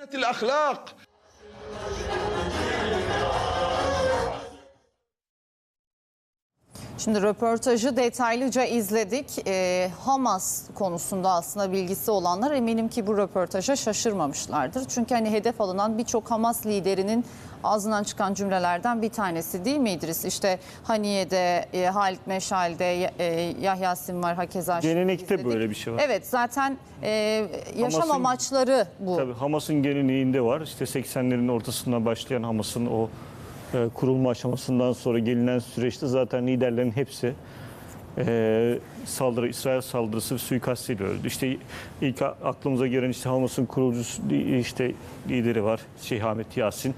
Ahmet Yasin'in İsrail'in helikopter saldırısı sonrası tekerlekli sandalyede öldüğünü biliyoruz. Hemen onun arkasında işte onun danışmanı olup hemen arkasından Hamas'ın lideri olan Rantisi var. O dönemlerde 2000'lerin ortaları gibi bu dönemlerde hayatını kaybetmişti. O da İsrail'in helikopter saldırısı sonrası hayatını kaybetmişti. Burada da işte vuruşarak hani derler ya işte jargona göre vuruşarak ölmek. Burada da bir vuruşarak ölme hikayesini görüyoruz. Peki nasıl bir mesaj bu İsrail'e? Bunu bizim bulunduğumuz anlamda, bizim bulunduğumuz ortamdan bunu anlamamız çok kolay değil. Çünkü işte yıllardır, işte 76 yıldır bir işgal var ve işgalle çatışan, savaşan insanlar var ve o insanların hayatı bu işgali görerek, işgalle birlikte büyüyerek oluyor. Yani bu işte Yahya Sinvar dediğimiz insan 21 yılın üstünde İsrail hapishanesinde kalan bir isim yani. Hani onun doğasını anlamak açısından söylüyorum. Mesela orada ifadelerini veriyoruz ama şöyle bir ifadesi de var. Diyor ki yaşlı bir deve gibi işte inmesinden sonra, işte kalp krizinden sonra, yok işte kazadan sonra ölmek istemiyorum diyor. Yani bana verilen en büyük hediye bu olur diyor. Bu bir artık gelenek, yani işte bu Filistinlilerin eylemlerde kullandığı o işte kefiyi sararak buraya, hani boynuna, kendisinin o olduğunu belli etmeden o bölgede direkt İsrail ile çatışmaya girdiğini anlıyoruz burada. Şimdi buradaki olay aslında İsrail ordusu Yahya Sinvar'ı bilmeden öldürüyor. Yani öyle mi? Nokta atışı değil bu. Tabii, yani bu bilmeden öldürülüyor. Zaten mesele o. Şunu hatırlatacağım İdris sana. Yahya Sinvar'ın işte yeni başa geçmesinden sonra, Hamas'ın yeni lideri olmasından sonra hani üst üste konuşuyorduk. Hatta çok daha İsrail'in çok daha tehlikeli gördüğü bir isimdi Yahya Sinvar. İsrail'in en çok arananlar listesinde de yer alıyordu hatta.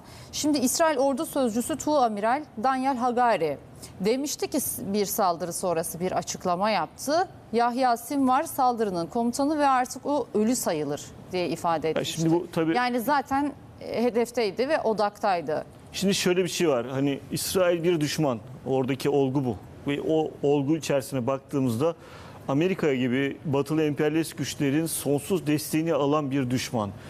Sahada bugüne kadarki tarihi savaş tarihinde yaşanmayacak şeyleri yaşatan bir düşman. Mayıs 2021 yılında da yine ofisi hedef alınmıştı. Tabii yapay zeka ile saldırı yapılıyor artık. Yani robotlarla vurularak öldürülen insanlar. Burada işte son bir senedir 7 Ekim'den beri yaşadığımızı anlamamız açısından işte tünellere su pompalandı, robotlar kullanıldı, köpekler kullanıldı.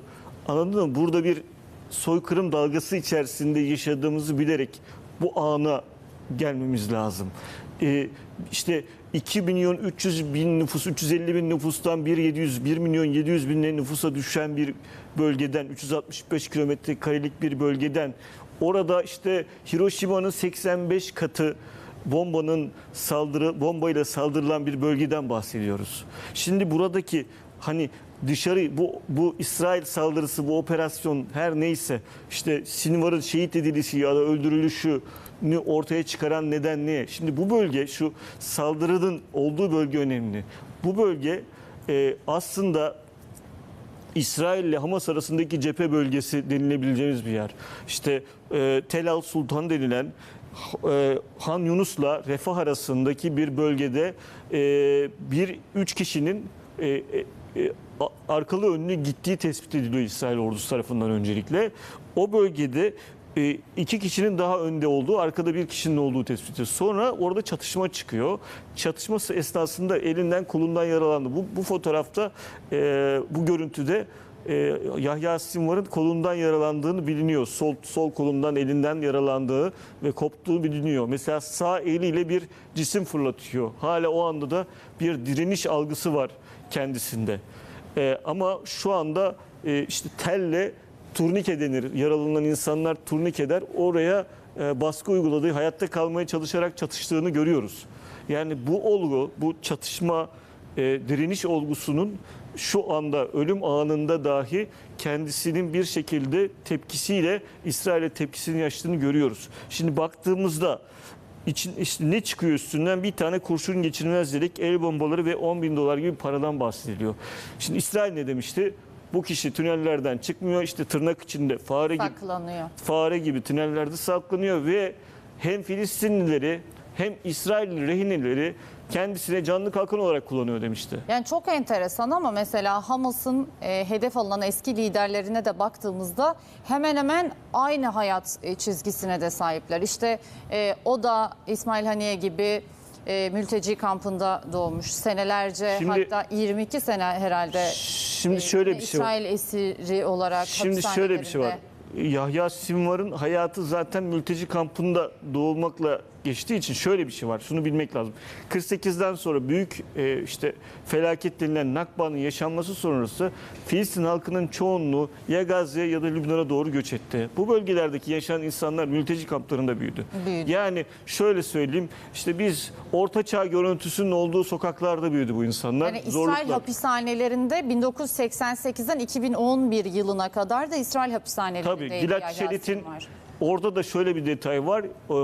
Kardeşi de direnişte, işte Hamas direnişinin içerisinde olan bir kişi ve kardeşinin de Gilad Şerit'in kaçırılmasında rol aldığı söyleniyor. O işte o esir takasında abisinin istediği, hapisten abisinin çıkarılmasını istediği biliniyor. Yani bir ailece bir direniş görüntüsü var. Bugün de Muhammed Sinvar'ın Hamas'ın kendisi de değil. Evet, Hamas'ın içerisinde olduğu söyleniyor.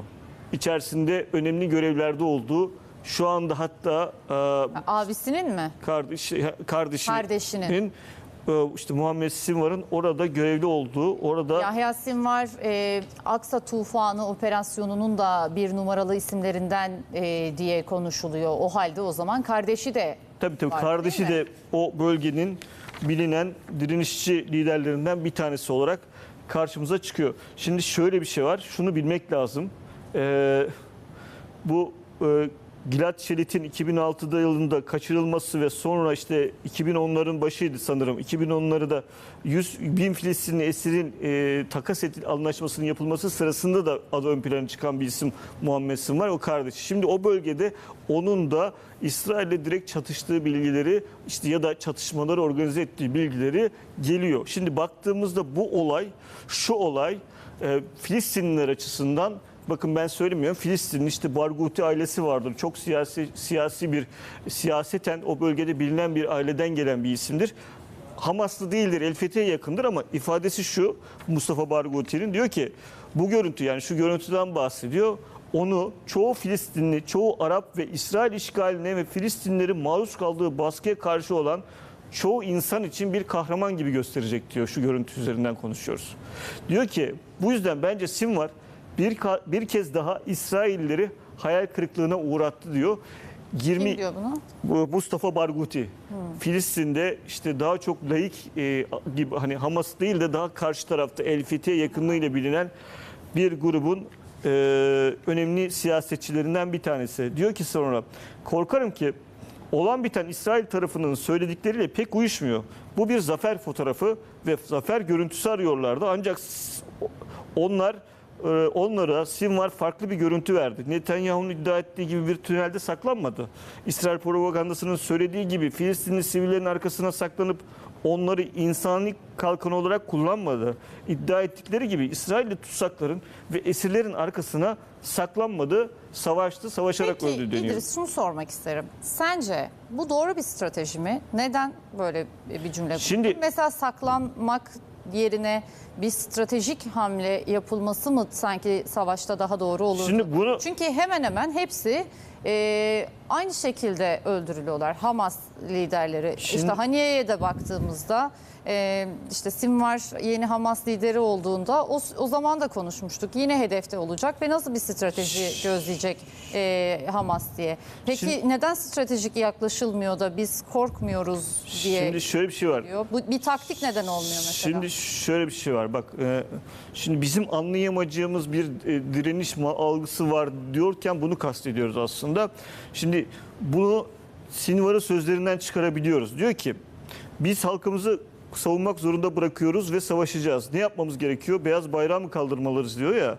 Bu olmayacak çünkü dünya biz öldürülürken suçluya iyi davranmamızı mı bekliyor? Şimdi bu insanlar kendilerince bir savaşın içerisinde doğup büyüyen insanlar. Şimdi 1967 sınırları var. İsrail, Filistin işgal haritasını gösteren bir 1967 sınırlarını gösteren bir şey vardır. Onun dışındaki her yer İsrail'in hukuken resmen işgal ettiği bölgeler olarak biliniyor. 67 haritasına baktığınızda Doğu Kudüs Filistin'in başkenti, bu bölgede şu haritanın dışında Filistin'in başkenti olarak biliniyor. Bunun dışında çıkılan her yerde İsrailler işgal altında. Gazze'yi de bugün işgal ediyorlar. Bu şu anda şu Tel El Sultan denilen bölümde çatışmanın olduğunu biliyoruz. Bu bölgenin tamamının abluk altında olduğunu ve bu 1.700.000 insanın buralara sıkıştırıldığını da biliyoruz şu an. Şimdi siz eğer insanlara ölümden başka seçenek sunmazsanız insanlar da sizinle çatışır. Yani bunu böyle şey olarak görmemek lazım. Niye böyle yapıyorlar? Başka stratejisi kalmadığı dönemler oluyor insanların ve buralarda bu insanlar... Ama mesela bir darbe ise söz konusu, mesela Hamas'a bir darbe ise evet, İsrail Hamas'a bir darbe, sonuçta komutanlarını nokta atışıyla öldürmekle ya da liderlerini öldürmekle Hamas'a bir darbe yapıyor ama Hamas ya da işte Hizbullah... Bir halk hareketidir diye baktığımızda bu bölgedeki Hamas'a ve psikolojik olarak darbe edilmiyorlar zaten. Psikolojik olarak olabilir ama şöyle bir şey vardır. Bu insanlar zaten biz şehit olmayı seçiyoruz diyen insanlar. O yüzden psikolojik olarak o darbeyi... Bunu çok iyi anladım ama bu savaşta doğru bir taktik mi, doğru bir strateji mi sence? Şimdi diyorum ya, güç açısından. Orada da şunu söylemek lazım. Savaşmaktan başka çaresi olmayan insanlar başka ne yapabilir ki sorusu gündeme geliyor. Şimdi bu bölgede baktığımızda 2.350.000 insan 2006'dan beri abluk altındaydı zaten. Şu küçücük 365 kilometrelik alanda. Bu insanlar buradan bir yere çıkamıyordu. Açlık, susuzluk, yardımlarla yaşıyorlardı. İsrail'in denetiminde içeri giriyordu. İsrail istediği yeri bombalıyordu. Sonra 7 Ekim'den sonra daha da büyük bir soykırıma başladı İsrail bu bölgede. Hani 2. Dünya Savaşı sonrası meydana gelen en büyük soykırımla karşı karşıya bu bölge. Baktığımızda bu bölgedeki insanların savaşmaktan başka bir çaresi var mı sorusu gündeme geliyor ki oradaki insanlar, Filistinliler bunun başka çaresi olmadığı görüşünde. Bu sadece Gazze'de yaşayanlar için de değil. İşte Ramallah. Peki bu nereye kadar bu şekilde devam edecek? Haniye'nin ölümünde de demiştik ki işte Gazze'den çıkmasaydı, ne bileyim İran'a gitmeseydi o zaman hedef alınmayacak mıydı? Ya da işte hedef alınmak istenilse bile hayatta kalabilecek miydi derken işte Haniye'nin ölüm haberini sizlerle paylaştık. Çok geçmedi, yeni lider Yahya Sinvar oldu. Bu kez yine İsrail tarafından hedef alındı. Yahya Sinvar'ın da ölüm haberini konuştuk. Şimdi yeni bir isim daha gelecek. Çünkü hani Hamas'ta şöyle bir anlayış var. Bir ölürüz, bin diriliriz bir anlayışıyla aslında savaştalar. Böyle bir taktikteler. İdris Bey, o halde şimdi yeni bir isim daha gelecek oraya. Gözler yeni bir isme çevrildi tabii ki. Hani kim olacak soruları da elbette kafalarda. Ya bu isimler, olasılıkları da yan yana koyduk. Bu isimler yeni var. lider kim olur peki? Yani kimin olacağından çok nasıl korunur peki? Yani Muhammed Deyif, işte Halit Meşal o süreçlerde de isimlerden biriydi. En şimdi çok şöyle bir şey var. İsim bakarsak Muhammed Sinvar bu kardeşi dedi. Sosyal medyada çıkan İsrail kaynaklarına yansıyan fotoğrafı bu. Yahya Sinvar'ın da değil mi? Evet. Ne kadar aratsak da fotoğrafını çok da bulamadık. Yahya değil, Muhammed Deyif'in bir tane fotoğrafı var, o da bu işte. Öyle mi? Şimdi şöyle bir şey var. Şimdi şu adaylara tek tek bakarsak. Bir bakalım. Şimdi bu insanlar zaten Halit Meşal'i biliyor herkes. Dünyada da çok tanınan Hamas liderlerinden bir tanesi. İşte 2004 ile 2017 arasında Hamas'ın en önemli ismi olarak karşımıza çıkmıştı. Onun adı geçiyor mu? Geçiyor. Onun yurt dışında olduğunu, kimi zaman Katar'da, bazen Türkiye'de olduğunu da biliyoruz. İşte Muhammed Deyif denilen isim zaten Hamas'ın aslında İzzettin el-Kassam'ın lideri, yani Hamas'ın askeri kolu ve o bölgedeki en ünlü askeri komutan olarak karşımıza çıkıyor. Onun dışında Muhammed Zahar var. Muhammed Zahar da aslında bilinen bir isim. Bir dönem Filistin'de Hamas seçimleri kazandığında Dışişleri Bakanı dahi olmuştu. Fakat daha sonra bazı sıkıntılı süreçlerden geçtiği için Hamas içerisindeki gücünün düştüğüne inanıldı. Hatta 92 ile 2003 yılları arasında da bir suikast girişimine hedef oldu. Fakat onlardan kurtuldu. Muhammed Sinvar zaten biliyoruz işte Hamas'ın askeri kanadı İzzettin el-Kassam Tugaylarının içerisinde yer alan bir isim. Ve şöyle söyleyeyim, Yahya Sinvar'ın kardeşi konumunda ve askeri olarak, askeri nitelikteki isimler arasında güçlü bir konumda olarak biliniyordu. Bazı bölgelerde, şu andaki bazı bölgelerdeki çatışmaları da onun yürüttüğü söyleniyordu. Onun dışında işte Musa Ebu Marzuk'u görüyoruz. Hala üst düzey siyasi isimlerden bir tanesi. Bazen işte Lübnan'da olduğu söyleniyor, bazen başka bölgelerde olduğu söyleniyor ama baktığımızda birçok isim daha var aslında. Mervan İsa var, işte onun dışında Halit El Hayya var, baktığımızda Muhammed Şaban'a var. Bu isimler de bu bölgelerde Rafi Müşteha diye isimler de karşımıza çıkıyor. Ama en olasılıklı herhalde. En olasılıklı şu anda Meşal görünse de bunun ne anlama, hani ileriki seviyede, ileriki yıllarda ne anlama geleceğini şu anda bilmiyoruz. Hatta şöyle şu an en yüksek olasılık Halit Meşal ve Muhammed Deyif gibi görünüyor. Evet.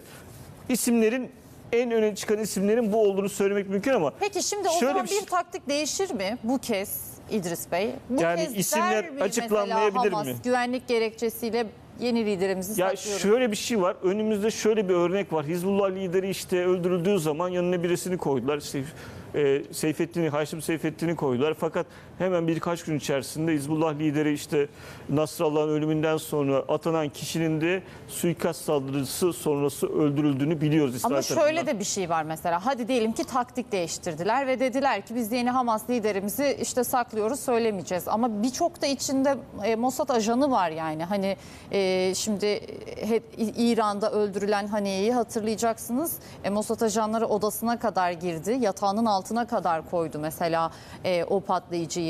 O halde saklamak da doğru bir çözüm olur mu İdris peki? Zaten öğrenemiyorlar mı? Öğrenmek istese İsrail bir şekilde Mossad ajanını devreye sokuyor ve öğreneceği varsa öğreniyor. Şimdi şöyle bir şey var. Dediğin teoride olabilir ama pratikte İsrail'in Hizbullah demiyorum, Hamas'ın en üst düzey isimlerinin yerlerini bildiğine dair bir olgu yok. Niye yok? Şimdi baktığımızda Yahya Sinvar'ın öldürülmesi bir rastlantı sonucu oluyor.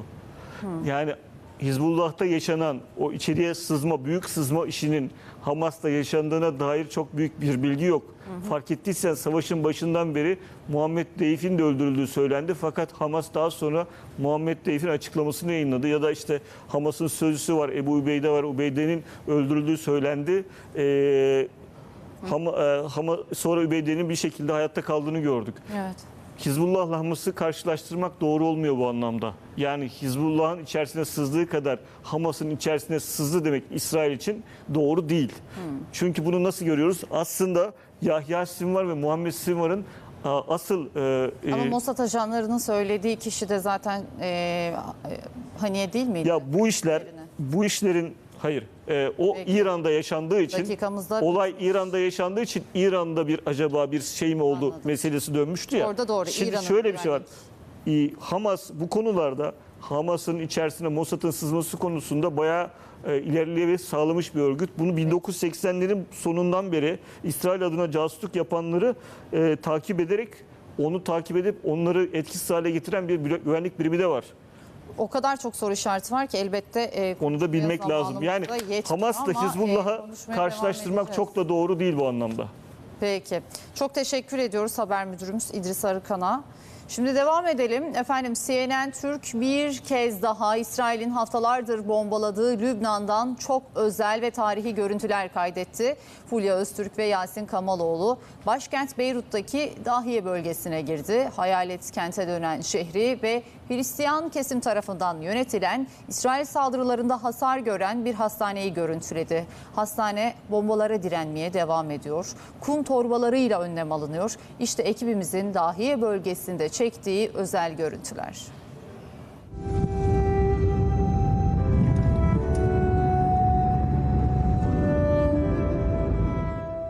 Beyrut'un merkezinden yola çıkıyoruz. Sadece 10 dakika sonra Hizbullah'ın kalesi Dahiye bölgesine ulaşıyoruz. Arabadan inip sokakta çekim yapmak imkansız. Şansımıza hiçbir Hizbullah mensubu bizi durdurmuyor. Aracın içinden Dahiye'yi görüntülüyoruz. Tek bir açık dükkan yok, ıssız. Hizbullah mensuplarının kullandığı motosikletlerin sesi ve İsrail'in İHA'ları dışında hiçbir ses çıkmıyor Dahiye'den. Tam anlamıyla hayalet bir şehir. Yolda ilerlerken İsrail'in hava saldırısı sonucu yerle bir olan binaları da görüyoruz. CNN Türk ekibi olarak Beyrut'un güneyi Dahiye bölgesindeyiz. Dahiye'nin içine girdik. Daha önceden uzaktan size o saldırıları, o patlamaları gösteriyorduk. Bu kez tam içindeyiz ve Dahiye bölgesinin hep bir hayalet kente dönüştüğünden söz ediyorduk. İşte Yasin Kamaloğlu ekrana getiriyor kapalı dükkanları. Burası çok büyük bir yerleşim alanı. Hizbullah'ın 32 yıllık lideri Hasan Nasrallah'ın öldürüldüğü yerse biraz daha içeride kalıyor. Bizim ulaşmak istediğimiz yer Dahiye'de Senteres Hastanesi. Hastanenin çevresi defalarca bombalandı, hasar gördü. Her şeye rağmen kapılarını kapatmadı ve oraya ulaşıyoruz.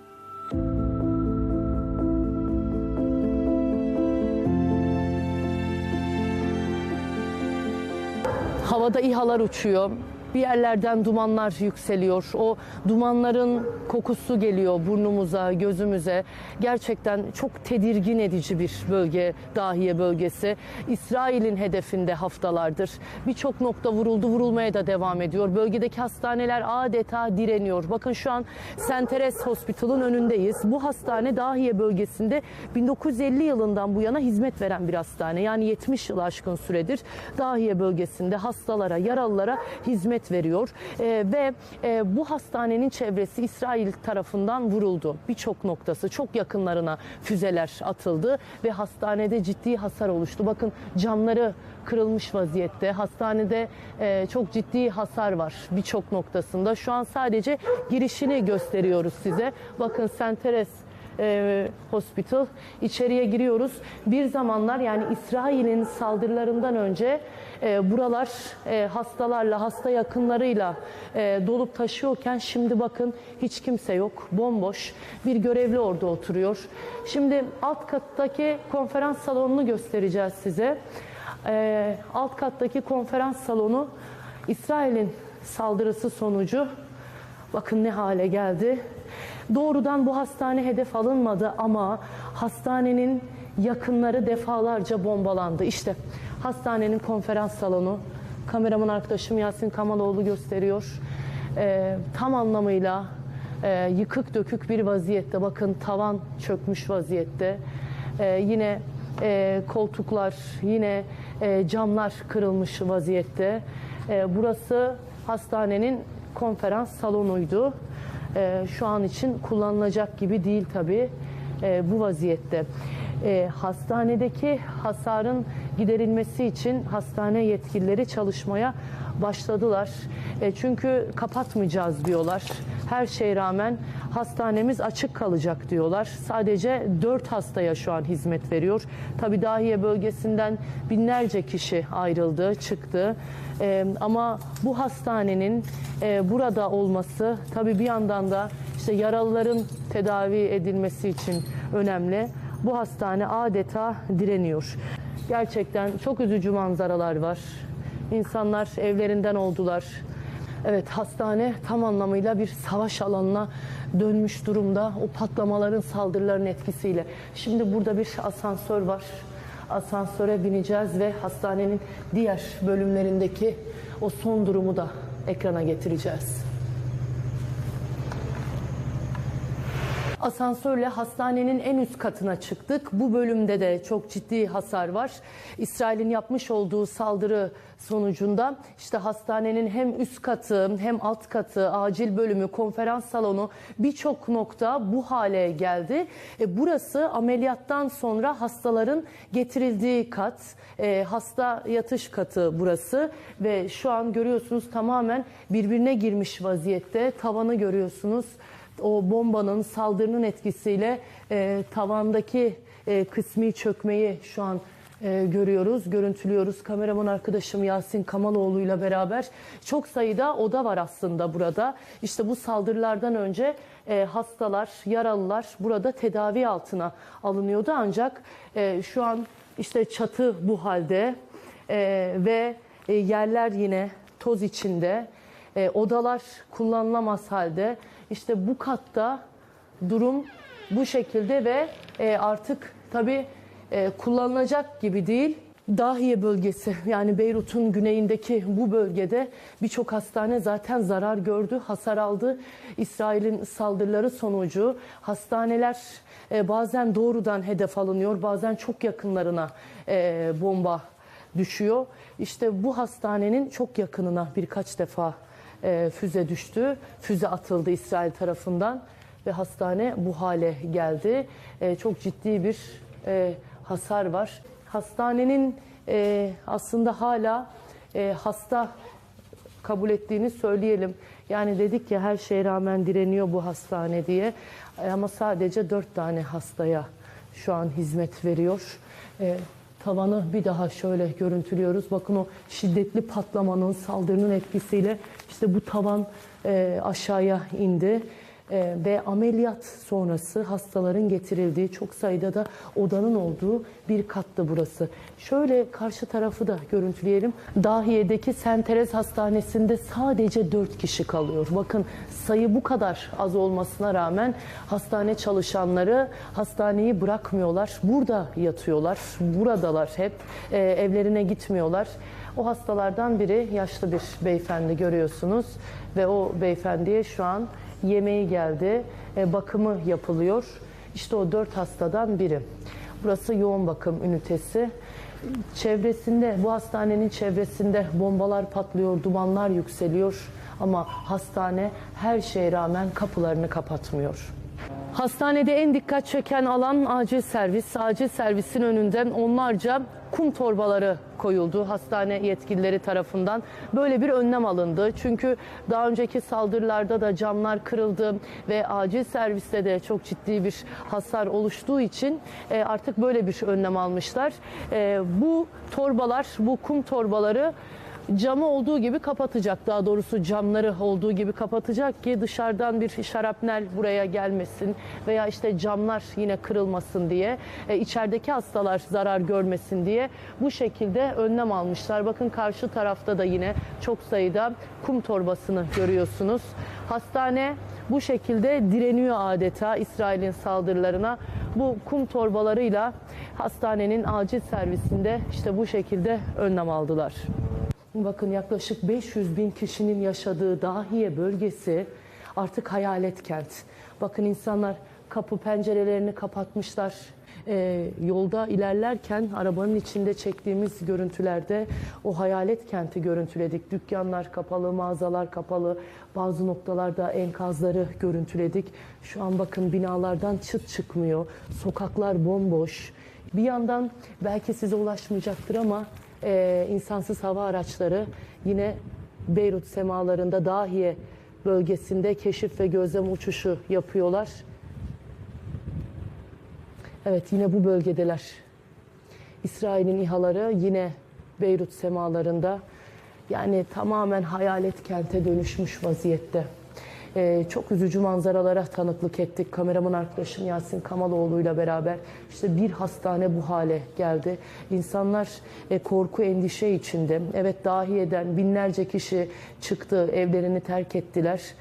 Ama hala bombardıman devam ediyor Dahiye bölgesine. Ve bazı yerlerden bakın dumanlar yükseliyor. Orası daha önce vurulan ve tabii ekip ve ekipman yetersizliği var. Yani enkazlara müdahale edilemiyor. Enkazlardan dumanlar yükseliyor. O dumanlar günlerce yükseliyor hatta.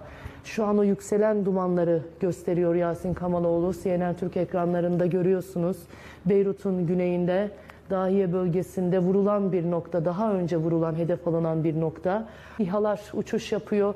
Gerçekten tehlikeli ve riskli bir bölge. Biz an be an gelişmeleri aktarıyoruz. An be an görüntülüyoruz Beyrut'ta, Lübnan genelinde ne oluyor ve gerçekten insanların endişe ve korku içinde yaşadıklarını görüyoruz ki İsrail'in özellikle Lübnan'ın güneyindeki saldırıları artarak devam ederken Beyrut'u da es geçmiyorlar. Dahiye bölgesi günlerce vuruldu. Aslında küçük bir Gazze'ye dönüşmüş vaziyette ama hala İsrail'in saldırıları devam ediyor Dahiye bölgesinde. Ses sadece İHA'ların sesi, dışarıdaki duyduğum ses. İnsan sesi yok. Hayalet kent. Dahiye bölgesi 2006'da da İsrail'in hedefindeydi. 2006 yılında da yoğun bir bombardıman oldu Dahiye'ye. Birçok bina yerle bir olmuştu. 2006 yılındaki İsrail'in saldırısından sonra bölge yeniden ayağa kalktı. Evler yeniden inşa edildi ve insanlar 18 yıl boyunca aslında daha huzur içinde yaşıyorlardı ama İsrail'in işte saldırıları yeniden başlatmış olduğu bu saldırılar neticesinde tekrar ıssız bir kente dönüştü. Sadece İHA'ların sesini duyuyoruz ve yükselen dumanları görüyoruz. İşte hastaneler de bu hale geliyor. Birçok hastane zarar gördü. Beyrut'ta, Lübnan'da ama şu an Dahiye bölgesindeki bu hastaneyi görüntülemiş olduk. Evet, Lübnan'dan gelişmeleri aktarmaya devam edeceğiz diyelim. Sıcak nokta Beyrut'un güneyi Dahiye'den bir hastaneden bu yayınımızı gerçekleştirdik. Durum çok kötü. Daha da karanlıklaşıyor ve Lübnanlılar korku ve tedirginlik içinde yaşamaya çalışıyorlar. Aktarmaya devam edeceğiz diyelim. Sözü şimdilik size bırakalım.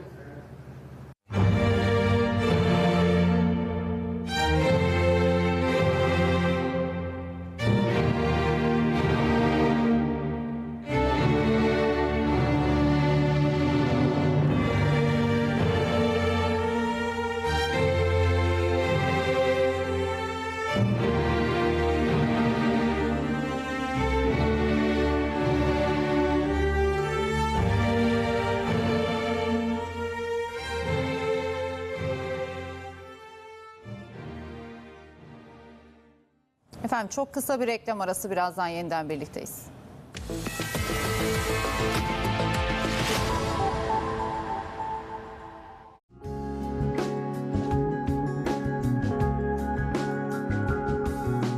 İSONEM'le su yalıtımı artık çok kolay. Banyoları, derzleri, pencereleri, camları İSONEM'le. Duvarları, taşları, tesisatları, ahşapları İSONEM'le. Her yeri, her şeyi İSONEM'le.